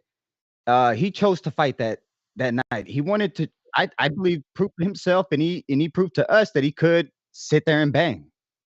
But can he beat the TOs? Can he beat? Well, those guys are all 47 now, aren't they? That's a good question. No, he can't beat no Tio. What about? He might outbox a lot of those guys because Salido is more of like the Mexican style. Like Andy Cruz might give some of them the black slick fighters problems. Yeah, I do agree with you, Tone, but boxing, those boxers, I don't think that's gonna be it. I think the question is Andy Cruz knocking shit loose or busting a pack, right? In the words of Hamza, right? That's why I think that is the real question. He can't bust scrap. packs. I'm watching. He gonna now. have problems if he in there fights scrapping. somebody taller than him. He gonna have problems when he fights somebody taller than him. I Say that agree. one more time, Hamza. My bad. I'm with you, Troy. He was very limited with his range. Yep. Yeah, he gonna fight somebody taller than him and be having problems like Shushu when he fought that African Sewa guy. I think it's the name. I got a counterpunch. Excuse me. I got Go ahead. a dollar cash app from Demo. He says, Villasant want to come on the show. We like the DM. Tell him DM me. That's the easiest way. I could just send him the link. And Jonathan Sims sends the $5 for the breakdown for CYP versus Ness. You got to send that cash app to Hamza. What's your cash app, Hamza? $ Corno de Chivo with a K. All one No, word. Damn, that's a sick $ cash Corno Troy, gotta de be Chivo. technical boxing blood. I got Corno de Chivo. Pristine Sports Network, $2, 702. You know how to grow candy? Candy emoji. Yeah, a little something. What is he talking about? Hash or resin? Oh no, I don't know what he's talking about. I'm thinking he's referring to cannabis. So. Oh. Yeah, I don't know what. What's candy? El Frio 1211, $5. No words, all love. Salute. We got Nano, $5. Hey Ness, where's your man's the Cuban caller? Was it Suleiman? Haven't heard him call in a while, especially right now for the cruise in Morel. Hope he well. Oh yeah. You talking about Caesar Seda? Is he be out here beefing, man? He beefing with Memo Heredia. I seen a video of Caesar and Memo about to go at it and shit. Caesar talking about, I dare you do that in Orlando. I'm like, yo, y'all wildin', man. Streets getting Yes. crazy. Boxing Yes, streets bananas. Caesar gets a little feisty. Yeah, I mean, cause he's too emotional. That's what I'm saying. Like, you can ride for your fellow team, but like, don't be blind. And at least let other people have an opinion. You feel me? Yeah, I remember that. The Yeah. biggest I mean, fight. My bad. What? nah, go ahead. Go ahead. The biggest $5. If you watch Key versus Andy, Andy won them 3 rounders from what works in the Emmys. Key will murder him in the pros. Bozy just said Key on a different level yesterday. I did see that headline where Bozy said Keyshawn is ahead of my man's in Andy Cruz. We got Hawk in Maryland with the call. What up, Hawk? Hawk, what up? Hawk, what up? Yo, Yo, can you hear me? we can hear you. We got you, crystal All clear. right. All right, Marco. What up, Ness? It was King in there and Two Tone, right? 702, Two-Tone, Hamza. Oh, Hamza. What up, Hamza? And 702. What up, dog? Hey, man, I'm gonna keep this one quick. Ain't too much. I'm gonna keep this one quick. No disrespect to my main man Two Tone, but Two Tone, I think Ness, you need to get in contact with Berlanga and ask Berlanga to do for Two Tone what Sean Porter did for you. But tell Two Tone, don't hit him too hard like you did Sean Porter and have to pay. You know what I'm talking about, right? Yeah. I don't think there's no any way Tone getting in the ring with Berlanga. And I don't think. Light match. I don't even think Berlanga would go light. Like Sean is a God-fearing man. He don't cuss. He really lives that God life. When you hit him, though. But he still. I saw that match. But he still was like. He still ain't do me like he did Charlemagne. I think Berlanga will do Tone like Charlemagne right from the rip. Oh, really? Yeah, just because Tone got a platform and it's like, I can't, because I'm telling you, it be like that. Like, I ain't about to let this, podcaster beat on me or get one shot off on me so he can have content. Yeah, I guess so.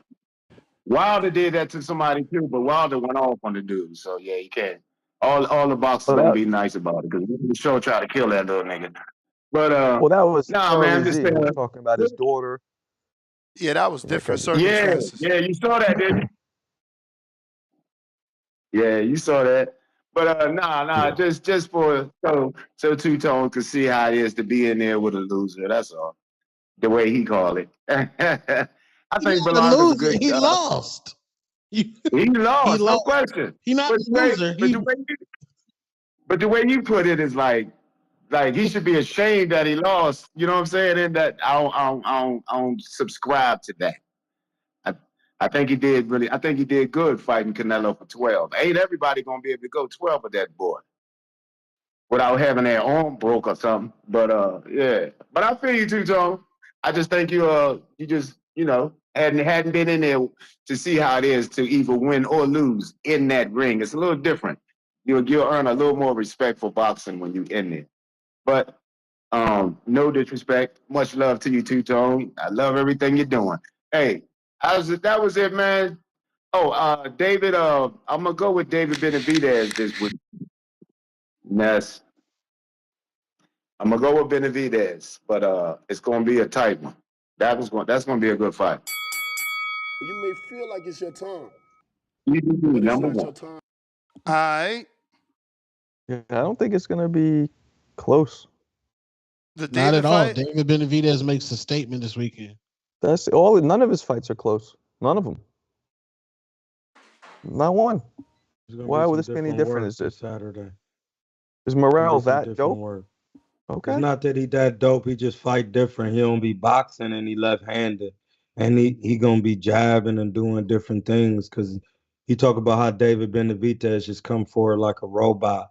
So to just let me know how he's already prepared to be able to turn him, and he has heightened dimensions. It's gonna be tough. He in there with actual athletic guy. Not it's not Bosdick, not him.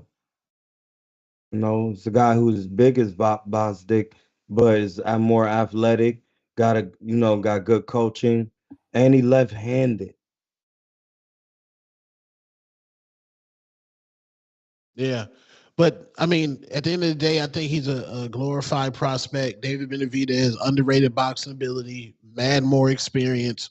And it's just David Benavidez' time, man. We're gonna put 175 on notice. Bivol better be go to that musty rematch and get ready to see that Mexican monster from Arizona with the hairline. One thing I tell you this, I don't I love Benavidez, but he can't be better BF.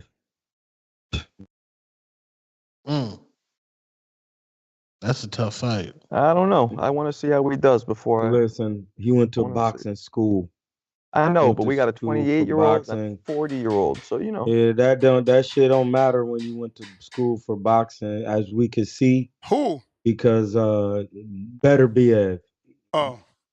He it's like going to school to be a lawyer. He went to a boxing school. So that's all he know. So him being 40 is not really a thing. All he do is pray and punch. That's all he do. It's a hard fight, man. Dude got a lot of skill, and he's really a puncher. I got El Rey. Remember, for 3 months on the prospect level, Mercado made a statement in and out the ring Friday and Saturday. Oh, yeah. He was the talk of the press conference for sure and a fight week. But last call for boxing calls. Last call for boxing calls. You trying to call in? Now is the time. Trying to call in. Now is the time. Nets GTO, Instagram and Twitter, 702. Where can they find you? Hamza, Tone. 702 Boxing on YouTube. Yeah, man. Follow me at Two Tone the Superstar on YouTube and on IG. Shout out to all the Act Steven Nelson Entertainment. fans, Pacheco fans that Shout didn't out to show my up. man. Go ahead, champ. Go ahead, champ. At Corno de Chivo, Troy Killertainment King on YouTube and the Cash App. If you want me to break something down, $ Corno de Chivo. I sent it to Ness. And then we can get to breaking down. I'll be screen sharing on my channel so we can really understand what we watching. Thank you and have a great one. Salute, champ. Peace.